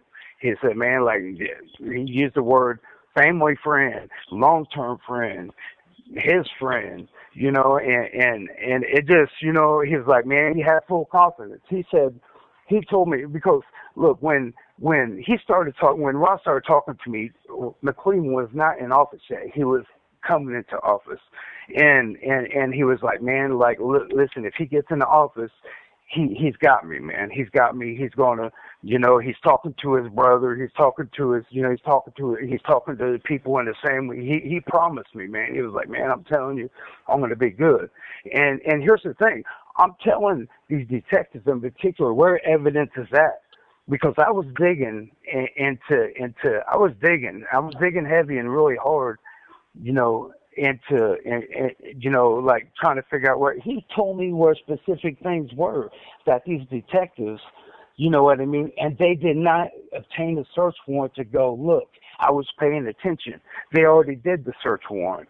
You know what I mean? And I particularly told them where certain things were working. And you know what? Ron's sitting here telling me, like, if I get out, if I get this modification, man, dude, I think I can go clean shit up. And I told the detectives that they did not obtain a search warrant after that point to go look into this information. And I knew Ron was telling me the truth. There was no disputing that.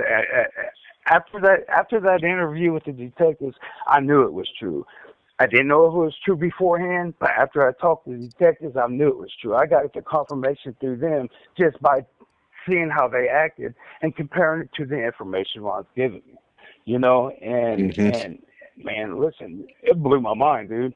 I mean, I didn't know what to think, man. I thought, man, dude, this shit is like, you can't even make it up. This is like some movie shit. It don't make no sense. Detectives don't do that. And I thought, man, is it me? Am I crazy here? That's what I felt like. Like, nothing's making sense. Like, I've never seen anything like this in my life. You know what I mean? Like, dude, we're talking Hmm. about children, man. And children, man. And we're talking about a gruesome, disgusting murder, man. And I'm Gruesome. like, why doesn't anybody care? What the hell is going on, man? And I knew absolutely beyond shadow of doubt, this man was telling me the truth after a certain point, and it was blowing my mind, dude.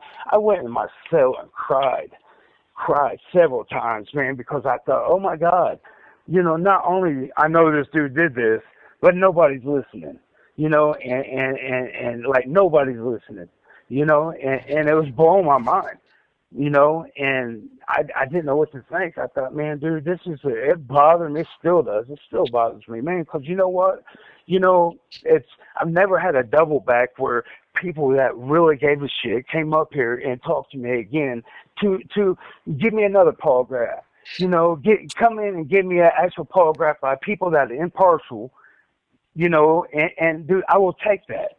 You know what I Mm-hmm. mean? And I wrote the Attorney General's office. Man, listen, I even wrote the head of the state police, the superintendent of the state police, as he's telling me this. No response.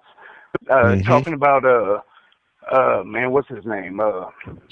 Shoot, Carter. uh, Carter. Carter, Doug Mm-hmm. Carter, man. I wrote him 3 times, man, at his office, explaining to him, like, dude, please come up, please send somebody up here, man.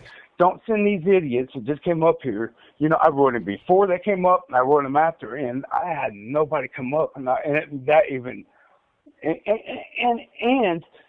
after the conviction, Doug Carter gets on TV with Nick McClellan, and he's asked by the media, well, when they asked, well, why did you say that you believed that there was more than one subject to this? Do you still believe that? Oh, we don't believe that at this time. After I done, man, I'm like, oh my God, dude, what the hell is going on? I mean, dude, Doug Carter, man, I wrote him personally, several times, telling him, like, dude, like, please come up, please, please. I don't want nothing. Please come up, man, please.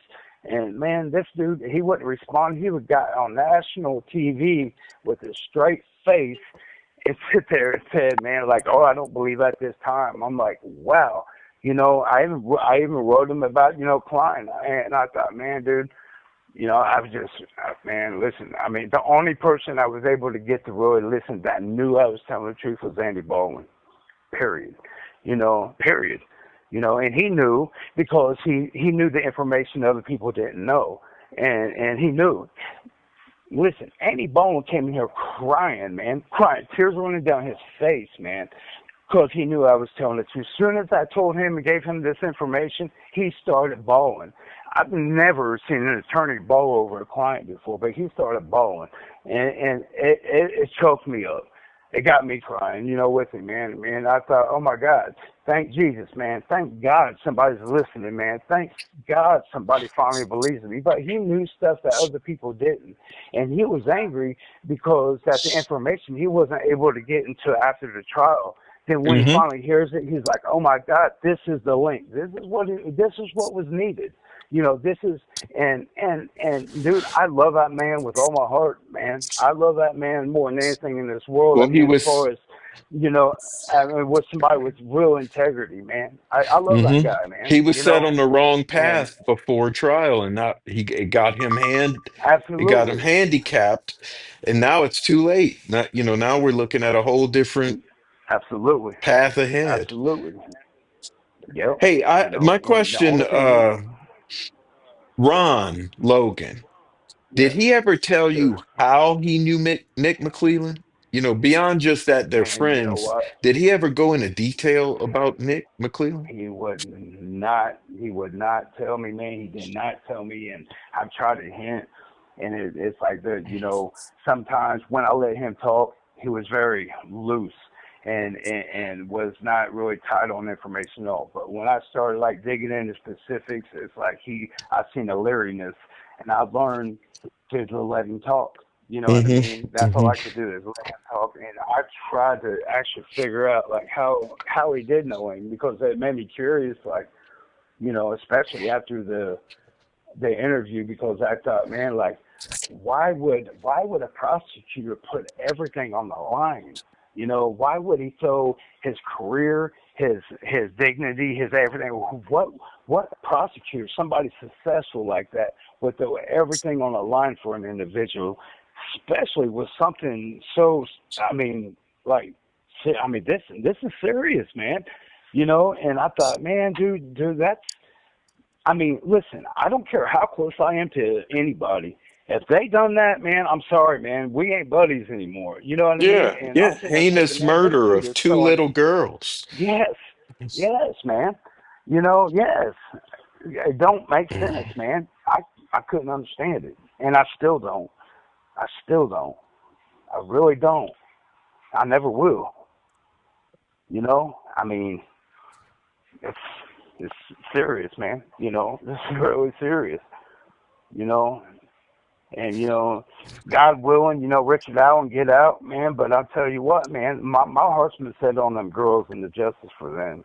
I mean, and I know inherently, I know that Richard Allen is, God willing, you know what I mean, that he's gonna get what he's gonna get. Hopefully, he's gonna get free. I really want that for that man more than anything, because I understand his position, and I know he's innocent. Absolutely know he's innocent. 100%. I know I do. I can't. I mean, there's nothing I could do to, you know what I mean. People believe what they want to believe, but I know, you know what I mean, because I've looked in the eyes of people, man. That I know he's innocent. But then again, I can't sleep until them girls get the justice. I want I wanted Ron to go down, and I mean, even if it meant his death right afterwards, I wanted him to go down, for this shit. And Klein, it's the same thing. I mean, like, dude, I will never stop singing his name until this man gets charged, and if he don't, I still won't stop. You know what I mean? I just won't, man. Because this dude, I mean, and people's like, how do you know he's not lying? Trust me, man. I'm a man of good instincts, and this dude was not lying. There is no way that this dude sit here and told me things that were, bro. I mean, like, you don't understand. Like, just that there's no way, unless he was with Ron Logan, that he would have gave me the information he gave me. He I mean, he took, there was details, there were specific details that it just wasn't known stuff, man. And I knew absolutely when Keegan Klein was telling me that he was there.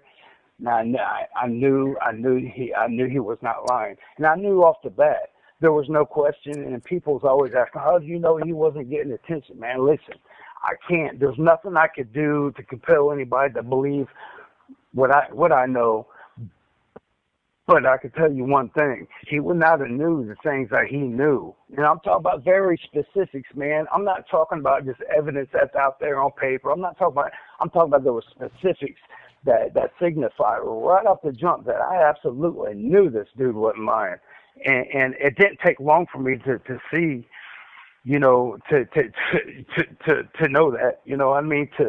It was, I felt it in my spirit, man, and I knew by looking at him, and I just thought, man, dude, this is the biggest deja vu. This is the weirdest shit, And man, but you gotta. I mean, I'm at a place. I'm under protected custody. This is the highest protected custody in the state of Indiana. This is where they send people with a high profile protection, and I just happen to be in the dorm where they put these people, at the highest Mm-hmm. state, and it just so happened I was in the dorm where both of them were. I mean, that's the only place they could have went, even coming at this facility, was in that specific dorm. And he approached me, about Ron. I mean, he approached me. He came to me asking me, because somebody told him I was friends with Ron when he was here. So his question was, when he comes up to me, he said, "Man, you knew Ron Logan? You were friends with Ron Logan?" And I mean, I'm just kind of like, I really wasn't friends with Ron Logan, but I was like, yeah, I knew him well. He's like, oh, and he told me who he was. Well, the following day, he comes up to me again. He said, "Has Ron Logan ever brought me up to you? I mean, has he ever brought my name up to you at all whatsoever?" And I didn't answer. You know what I mean? I was like, well, man, I don't want to discuss what, I talked to with Ron. He's like, man, he did, didn't he? Okay, and I thought, man, that is the weirdest stuff. So I fixed him. I thought, okay, I was like, well, maybe. He was like, man, what did he tell you? What did he tell you? He kept pushing on me, man. I was like, man, like, that's, I don't want to really get into that. And he was like, man, he was throwing it on me, wasn't he? I know he was. I know he was. And that's kind of how it happened. I thought, okay, I'm gonna see what this dude knows. I was like, well, maybe.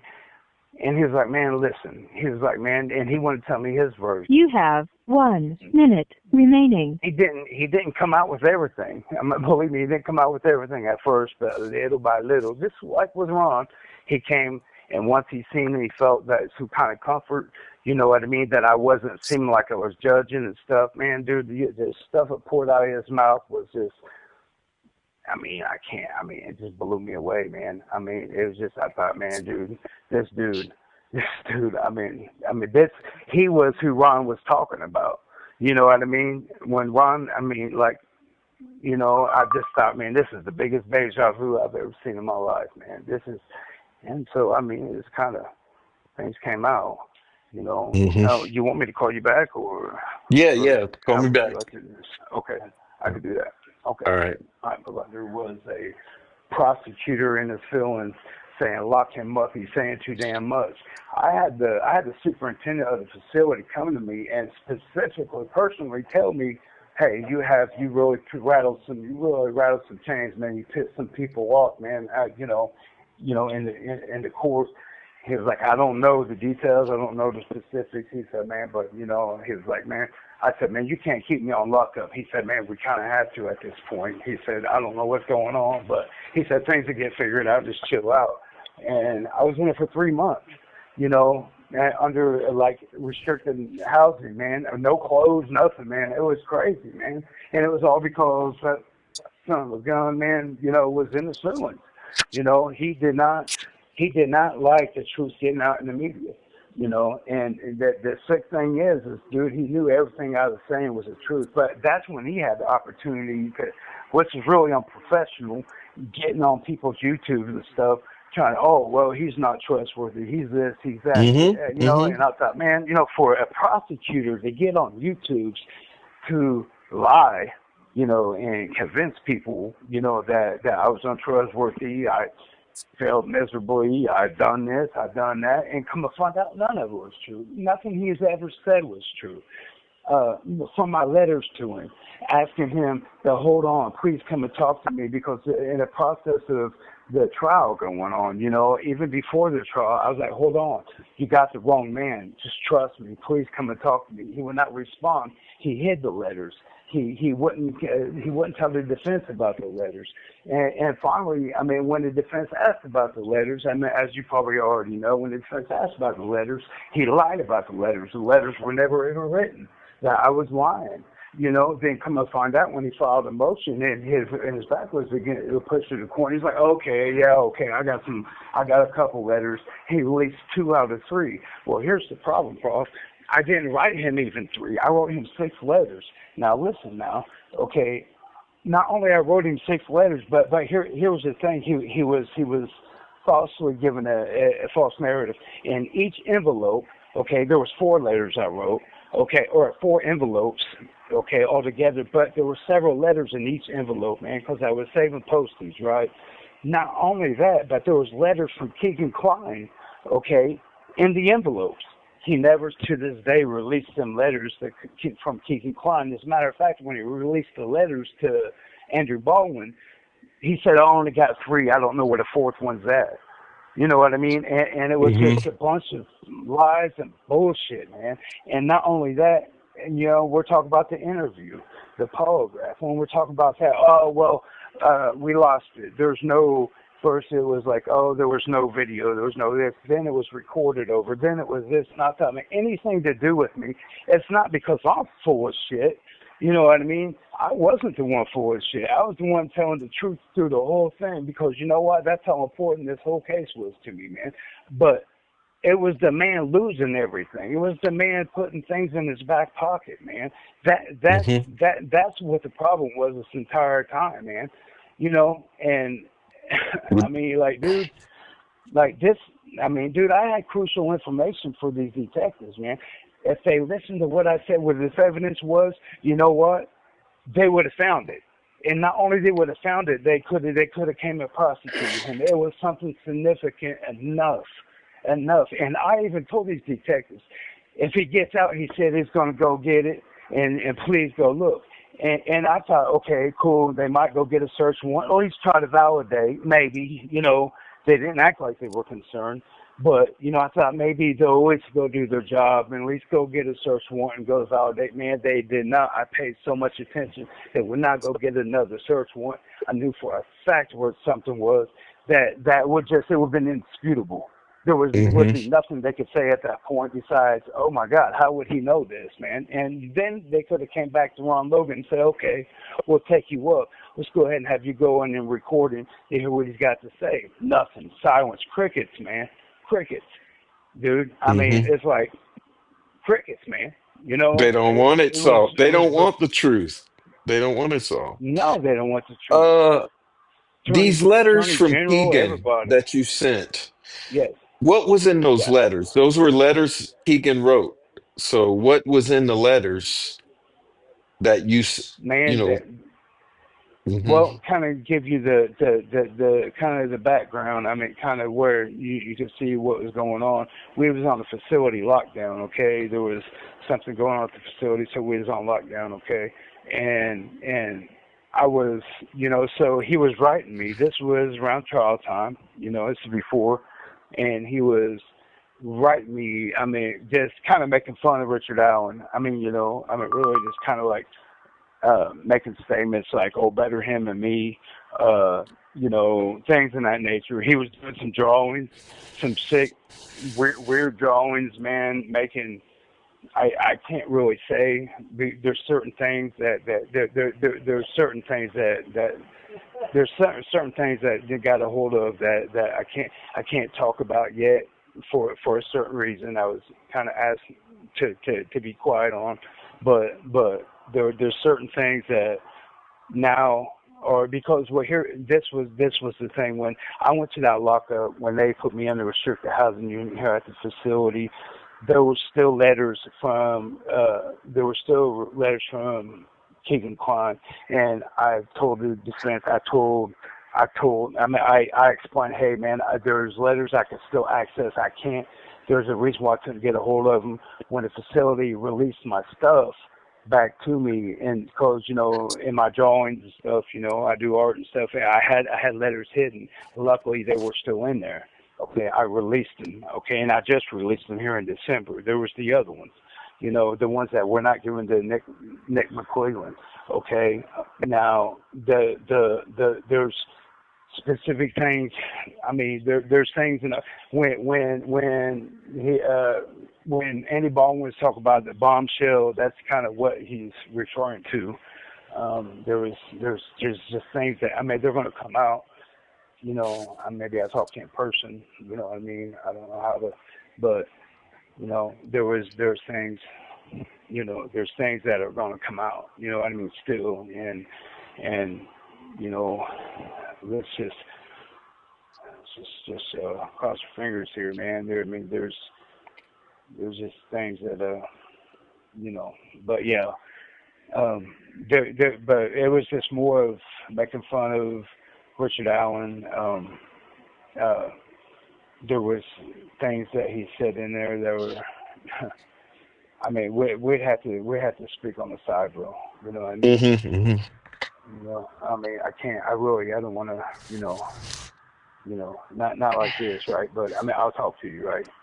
You know, but I can't at this point. You'll understand, you know.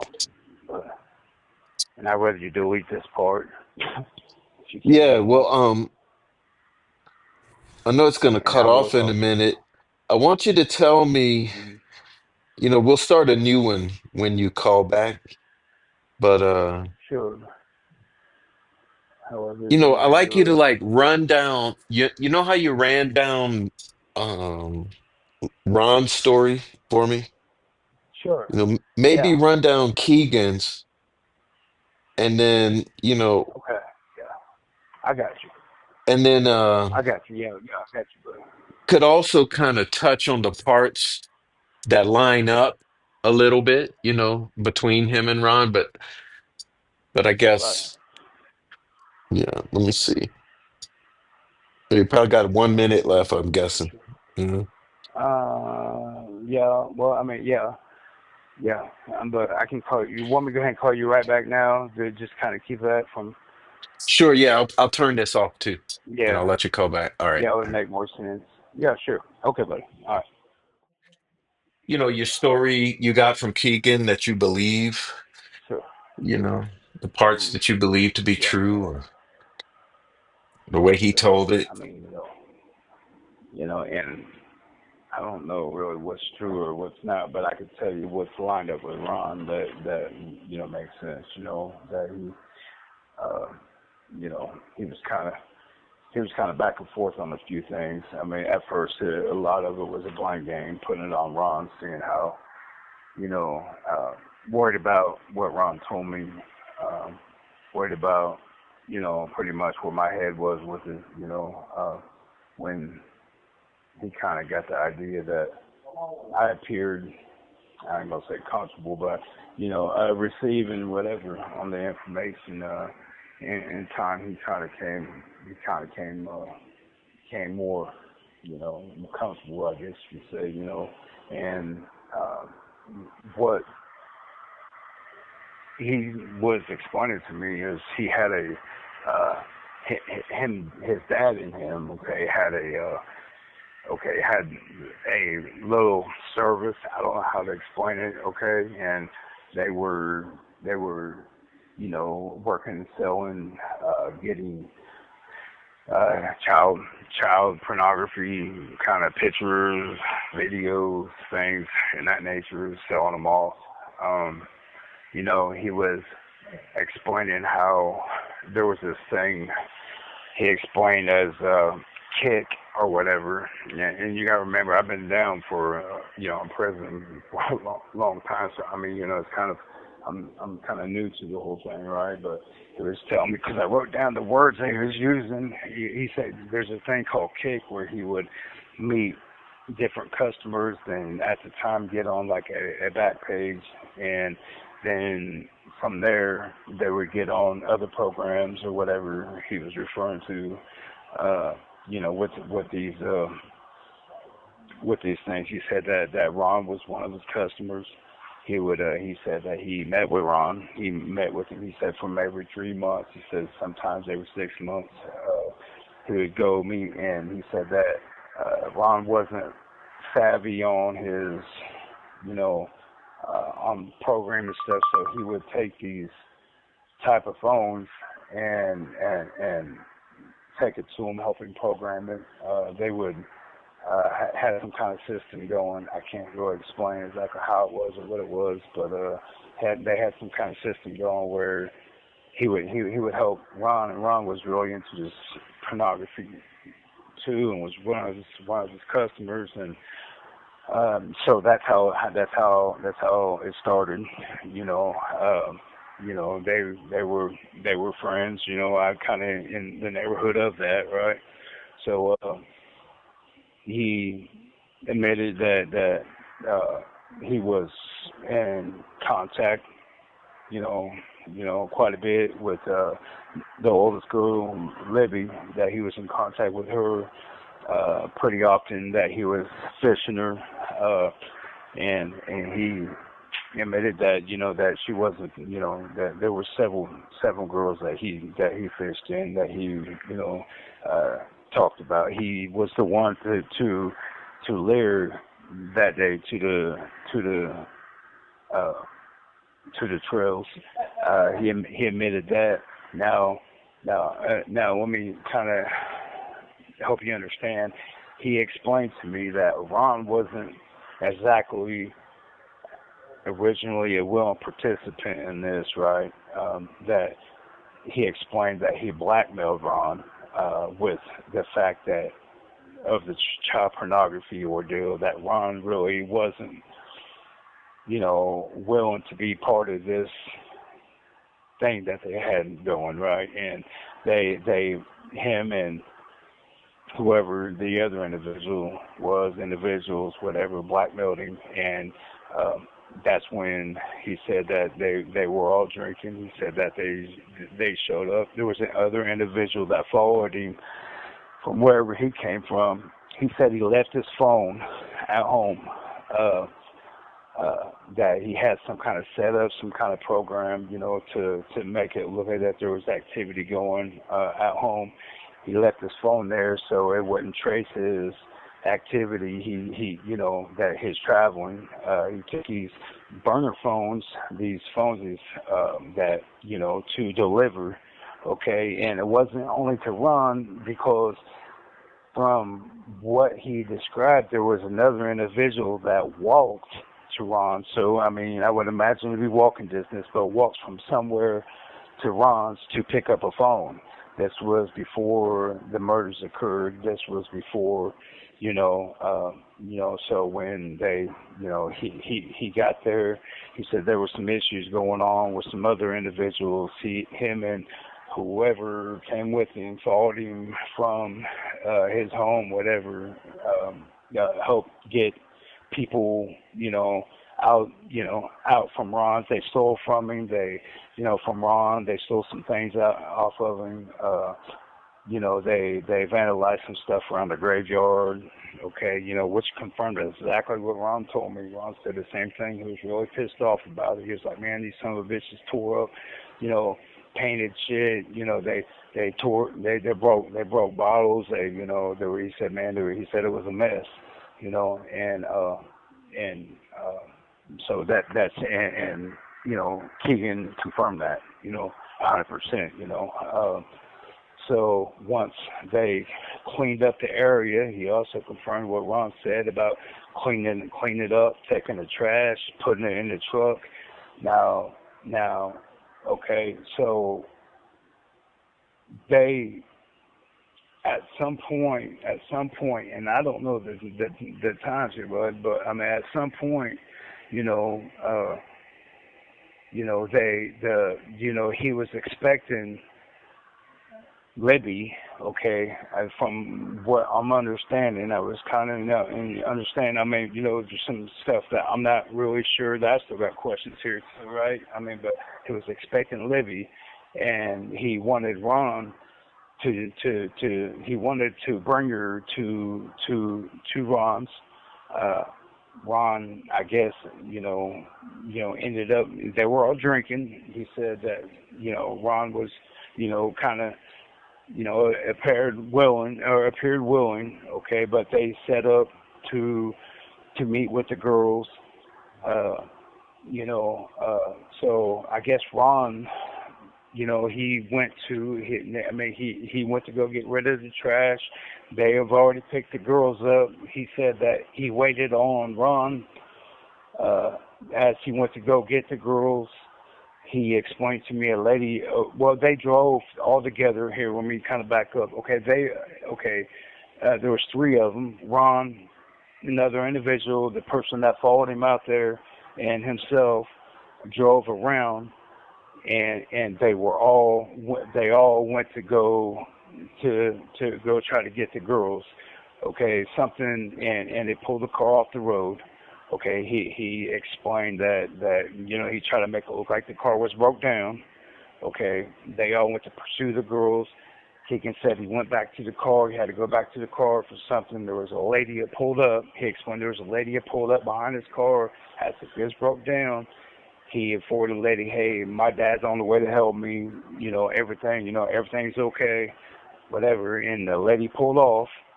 He said that once he got thinking about it, he got nervous. He said he got back in the car, drove all the way back to Ron's, contacted him, said, hey, I'm walking through the back of the property. I want to meet you guys. Go ahead and get the girls. He said that he walked down a path that Ron showed him. He said it was a really narrow path. He said, man, he was like, Ron showed him. Okay, so he walked all the way through the back. Somehow, they all met together. He said there was a confrontation. He said as soon as he met up with him, that's when Abby got loose. Okay. he was yelling at Abby. He was yelling at Ron to get a hold of Libby. And he kept telling to cut Libby, and he did. But he said it was real superficial, and it pissed him off because they were trying to get the youngest girl back because Libby was yelling for to call the police, call the police, and wanted her to run, and pretty much they threatened her and said, man, if you don't come back here, we're killing her. They got her back. They coerced her back. She came back to them. They cuffed them back up. They both got cuffed up. They said something in between time about getting undressed. They were getting them undressed. That's how Abby got loose, because they were cuffed up from the beginning. At the very beginning, once they got down the hill, they were cuffed up. Said that when they got uncuffed to get undressed, that's when she slipped the cuff and she took off. And it's just real sad, but she was, Libby was like, run, and they were yelling at her, if you run, we're gonna hurt her. They got her back.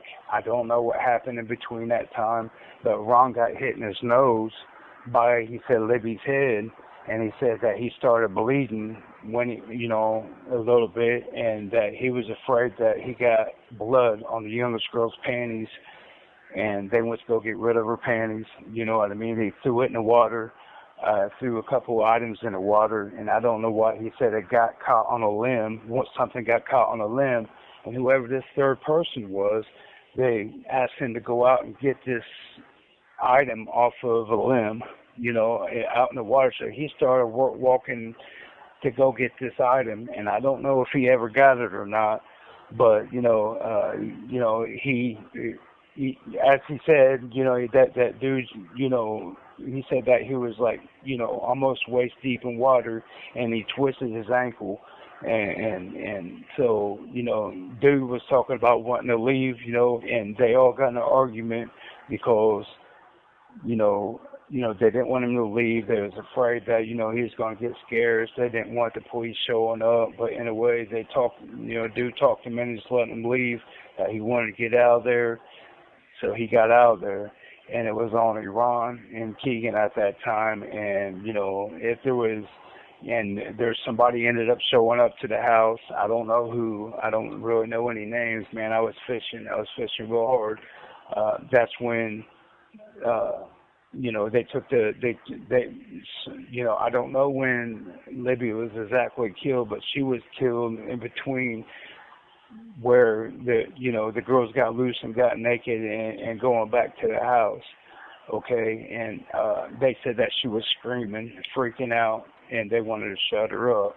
They dressed the youngest girl up. They didn't want the youngest girl to obviously look out of place and look be naked and stuff. So they let her get dressed up, and they took her back to the house.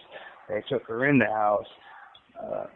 Libby, they ended up getting a tarp. They put her in the tarp.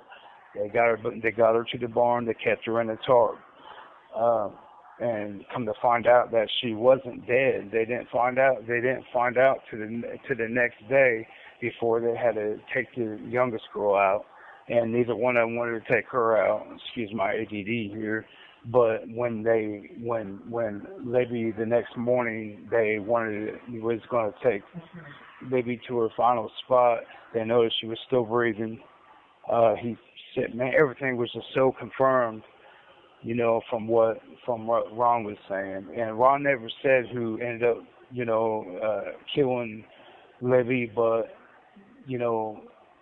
Keegan answered that question. He said that when she was, they went to lift her in the wheelbarrow, she was still faintly breathing. He got ahead and killed her then, while she was in the wheelbarrow. She was, still on the tarp. They killed her. I don't know when they killed the youngest, at what point, but they argued about who was going to kill her.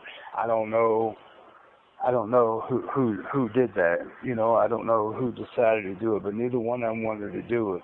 They was going to get the girls out of the area, uh, Ron said when he came back, this was okay. Let me rewind. When they came back from when he came back from Lafayette the next day or whatnot, there was drones. He said that there was drones in the area. Their plans was to try to get the girls out of the area. Keegan made a comment of wanting to take one of the girls with him. There was pictures taken. I don't know, exactly what. There was pictures taken of the youngest for sure, and I know it sounds disgusting, but took pictures of the crime scene. I don't know what his intentions were for it. He did say he went to go sell some of the pictures of Libby, and he made fun of her. He was talking about her weight and how he couldn't really sell them like he thought he could, and really kind of making a sick joke about it, talking about how big she was and things of that nature. He couldn't sell the pictures. It was. There was kind of a lot that he said. He was there with the girl. He kept her in the bathroom. He cleaned the bathroom up real good. He said he even bleached it. I don't know really. And this is The Keegan all. phone. The phone. This is Keegan all saying This was this. yeah. Yeah, it's Keegan saying it, and Ron said a lot of it. He didn't really say what Keegan did when he was gone, but Keegan filled in the blanks on that about keeping her in the bathroom. Now, this is really messed up, but Ron said the very next morning, okay, this is as soon as they took the girls to the final spot, okay, and came back, two other little girls, I know it sounds messed up, come knocking on the door, asking to search the property, saying, we have two school friends that came up missing. Do you care if we look around the property? He said he almost told him no. He got real nervous. He said, but where they took him, that you would have to know the area. And that he felt pretty confident that they may, that they wouldn't find him, directly find him, and so he go ahead and approved them to look around on the property. And he just said he was just a nervous wreck, and that he thought it was bizarre. Two other girls came and knocked on the door, but he was up all night, and he said he was freaking out when they knocked on the door. You see, they made him a nervous wreck. He even told me that that I think it was the next morning or something that Abby's mom. You have 1 minute remaining. Abby's mom came to him and made a comment as like, I know you had nothing to do with this and stuff like that. He said it made him really nervous that she did that, that she came and talked to him. Well, I had a friend that talked to Abby's mom and confirmed that she did say that, And that this is Ron. conversation did take. This is Ron. Yes. Yeah. Yeah, Ron. Okay. And Abby's mom confirmed that conversation did take place. Um, you know, Mm. so, you want me to call you back again? Yeah. Yeah. Okay, Hmm. yeah, I got you, brother. Yeah. Okay, give me a All right. second. Thank Freaked you her for out. She's using. like, yeah, that conversation did happen, as a matter of fact. But she went back from that to, but I still don't think he did it. Hmm. Like weird, very weird. The reactions from the family are so bizarre, dude. Like really bizarre, man. And I'm saying it because she wanted confirmation that I even met him, talked to him, and so she said, well, ask him to give you something to know that he even talked to him. So I said, okay, and I told Crystal, I said, well, he said that they was, she come to him and, he was just a nervous wreck, and she told him, that, hey, man, I don't think you had anything to do with this, don't worry about it. We're going to, it's going to get figured out, this and that. He said that it freaked him out so bad. He said that, he said it just freaked him out, man, that she came to him that he, And but anyway, when she was confronted with that, she was like, "Yeah, man, that just is totally that was definitely a thing. That definitely happened. But you know, so I don't know, man. Uh, but anyway, but you know, Keegan, Keegan, he was, they was talking about these phones too. I'm sorry, man. I'm sorry to jump all over the place, man. I'm just trying to recall things, right? But these phones, these burner phones and stuff they got smashed up.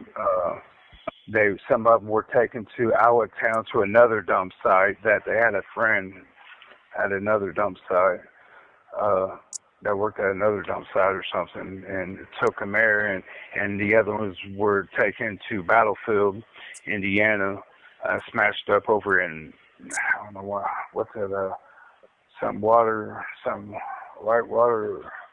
I don't know what little The river that Wabash come out River. through there. Is that what it is? Wabash. Okay. Yes. Wabash And River. So them phones were put in Wabash River over there towards Lafayette and Battlefield. Um, say that again that's about the where dump site, about their friend and the dump site. Say that again. what? Uh, Oh, no, what that about the he dump had a site? friend. You said he had a friend. Yeah, yeah. Yeah, worked Yeah, at a say dump that site. again. I mean, what do you mean? Say it again. He had a friend that worked at a dump site out of town that went and got rid of some evidence out through there too. That wasn't Liberty Uh-huh. Landfill, was it? Uh-huh. Yeah, That's what that's I'm what I was thinking. told. Liberty That's Landfill? what I was told. But Hmm. I don't know. I don't Oh, I remember. see. But Well, yeah. out of town, and a dump site or landfill, but yeah, they had a friend. There was a bunch of other evidence like the wheelbarrow, and there was a bunch of other stuff that got taken out through there, right? And Did they ever talk about so throwing the tarp in the river or in the creek? I was never told exactly what went in there. I know the phones went in there for sure. Um, yeah, I mean, the phones definitely went in the Wabash River right there in uh, Battlefield, out there towards Battlefield. He said when he came back from Lafayette that was the stop that he had to get rid of a bunch of stuff. Even Keegan, and let me kind of clear something up, man, because Nick McClellan tried to re-narrate something I said because originally during the interview, okay, I said that there was a battery taken out of the phone. Cleveland said in a statement, "Oh well, then the information can't be true because they were iPhones. You can't take the batteries out of the phone." However, let me clean up, okay? Now, it wasn't the iPhones. Ron had a flip phone, and while he was in Battlefield, he said that he took the battery out of his flip phone while he was in Battlefield because Keegan told him to, and that was the phone that the battery was taken out of. And then Hmm. he put the battery back in the phone. He felt that it would help keep, like any signals or anything. So Keegan told him, he said, "Man, take your battery out the phone." He was like, "Man, and when you're on your way back up, when you're way back up to Delphi, go ahead and put it back. Put your battery back in there." And that's when they were dropping off the evidence, or he was dropping off the evidence. So Hey, before but Keegan, but Nick McClellan took that information and was telling, even I don't know, but I heard it and I read it in the document where he was twisted saying, it. "Oh well, that Hmm. couldn't have been true because these iPhones didn't have." Well, he was leaving the part out to where that there was burner phones. There was Ron Logan's phone, and Ron Logan that came out of his phone, but he was just Hmm. trying to just grasp at straws and try to Just like, oh man, this couldn't be true because of this and that, and he wasn't using twisting it like the everything actual else. information. Yeah.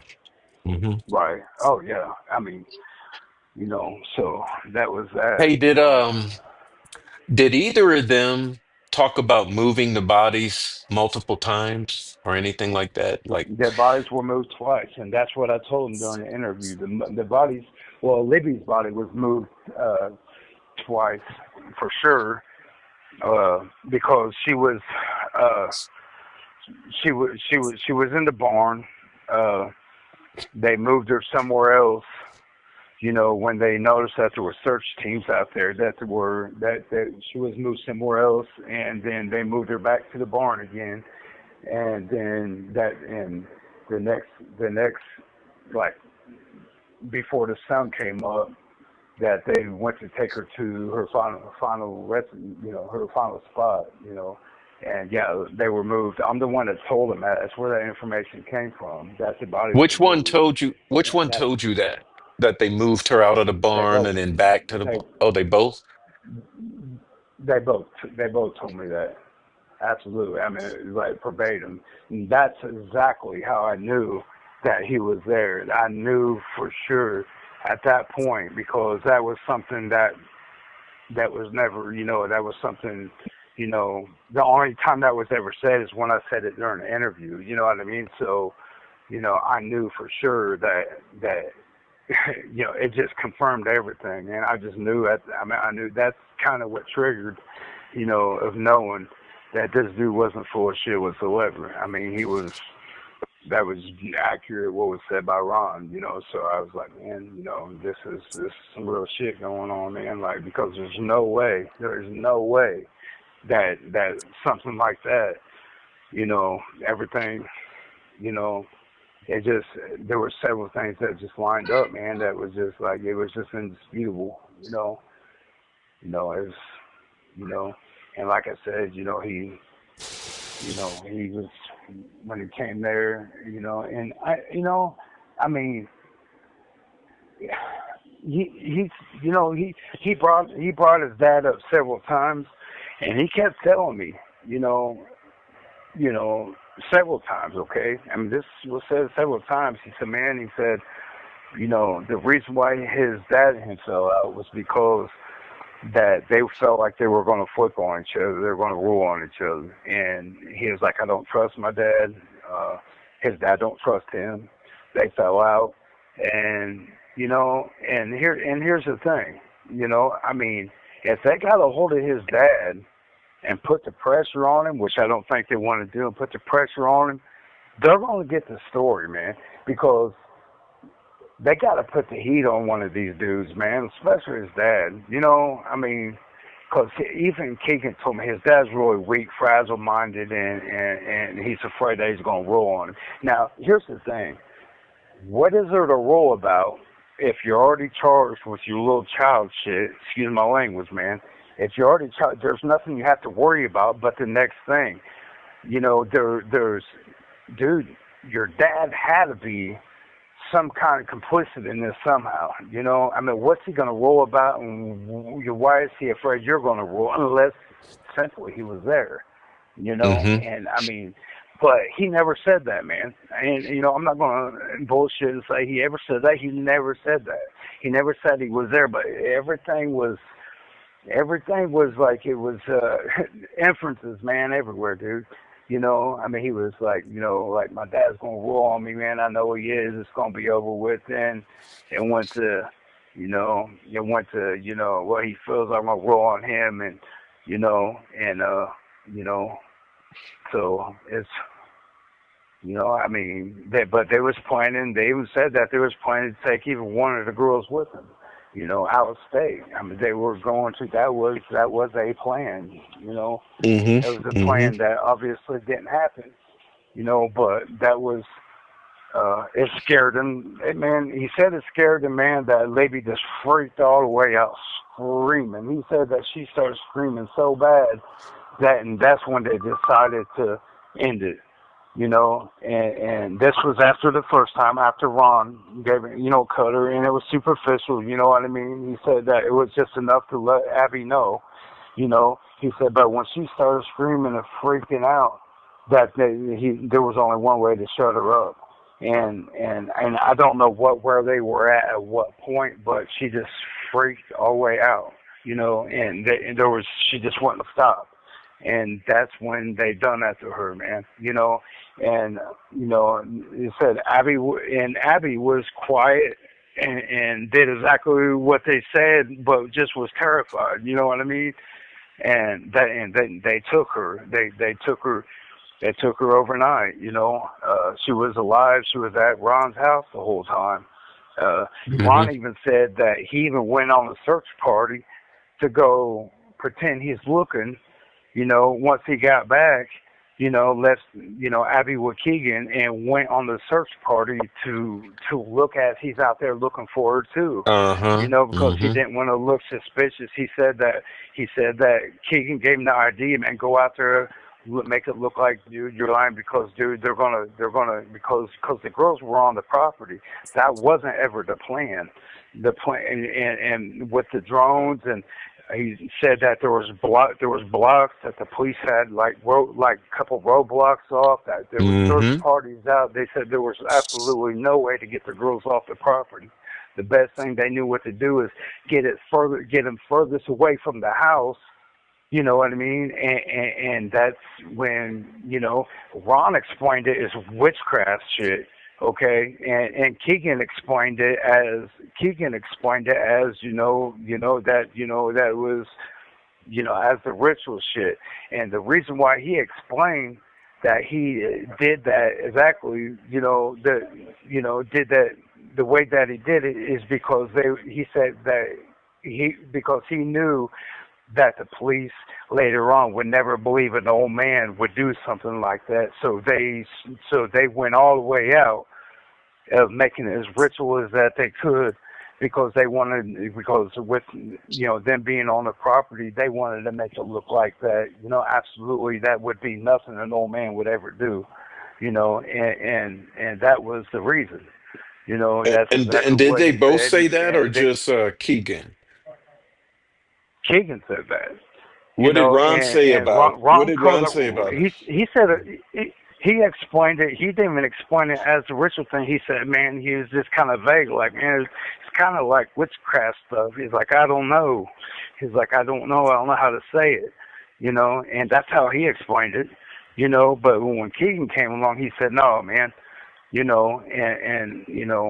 And that's how he put it. He got more in detail of. He said that there were several things done in the area that would, he said that they wanted to make it as, that's the only thing that they was able to do to. He said, man, they would never thought that Ron would do something like that to that degree. He said, so they went all the way out with it, but the girls were already, killed. Not the kill. We're not talking about the killing itself. That was, that was already something Hmm. that, took place, or something was already done. But they're talking about like shit. They're going to come straight after Ron. There's nowhere to take them, because he said if they took them any further out than what they were, that they're going to run into people, and they had to hurry up. He said because there was even people in the early at night, or in the early morning already, that towards the front of the trails already starting to search. He said there was four wheelers. He said when the sun came up, he said once they got them in place, he said there was drones as soon as the sun came up, there was already drones once again in the air. You know, And and did he was like, man, he was like, dude, I'm sorry, Reese. Yeah. you're good, man.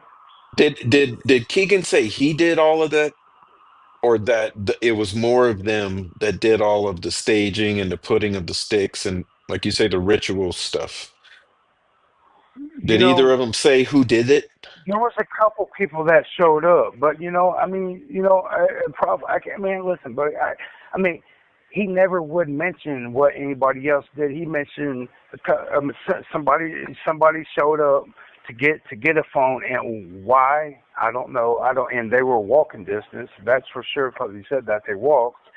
And then whoever showed up that worked, at this dump site, or whatever, somebody else showed up. But he never really said who did what, and it was really weird. He explained what he did. He explained some of what Ron did, and it was kind of the same way with Ron. When I talked to him, Ron was really careful with names.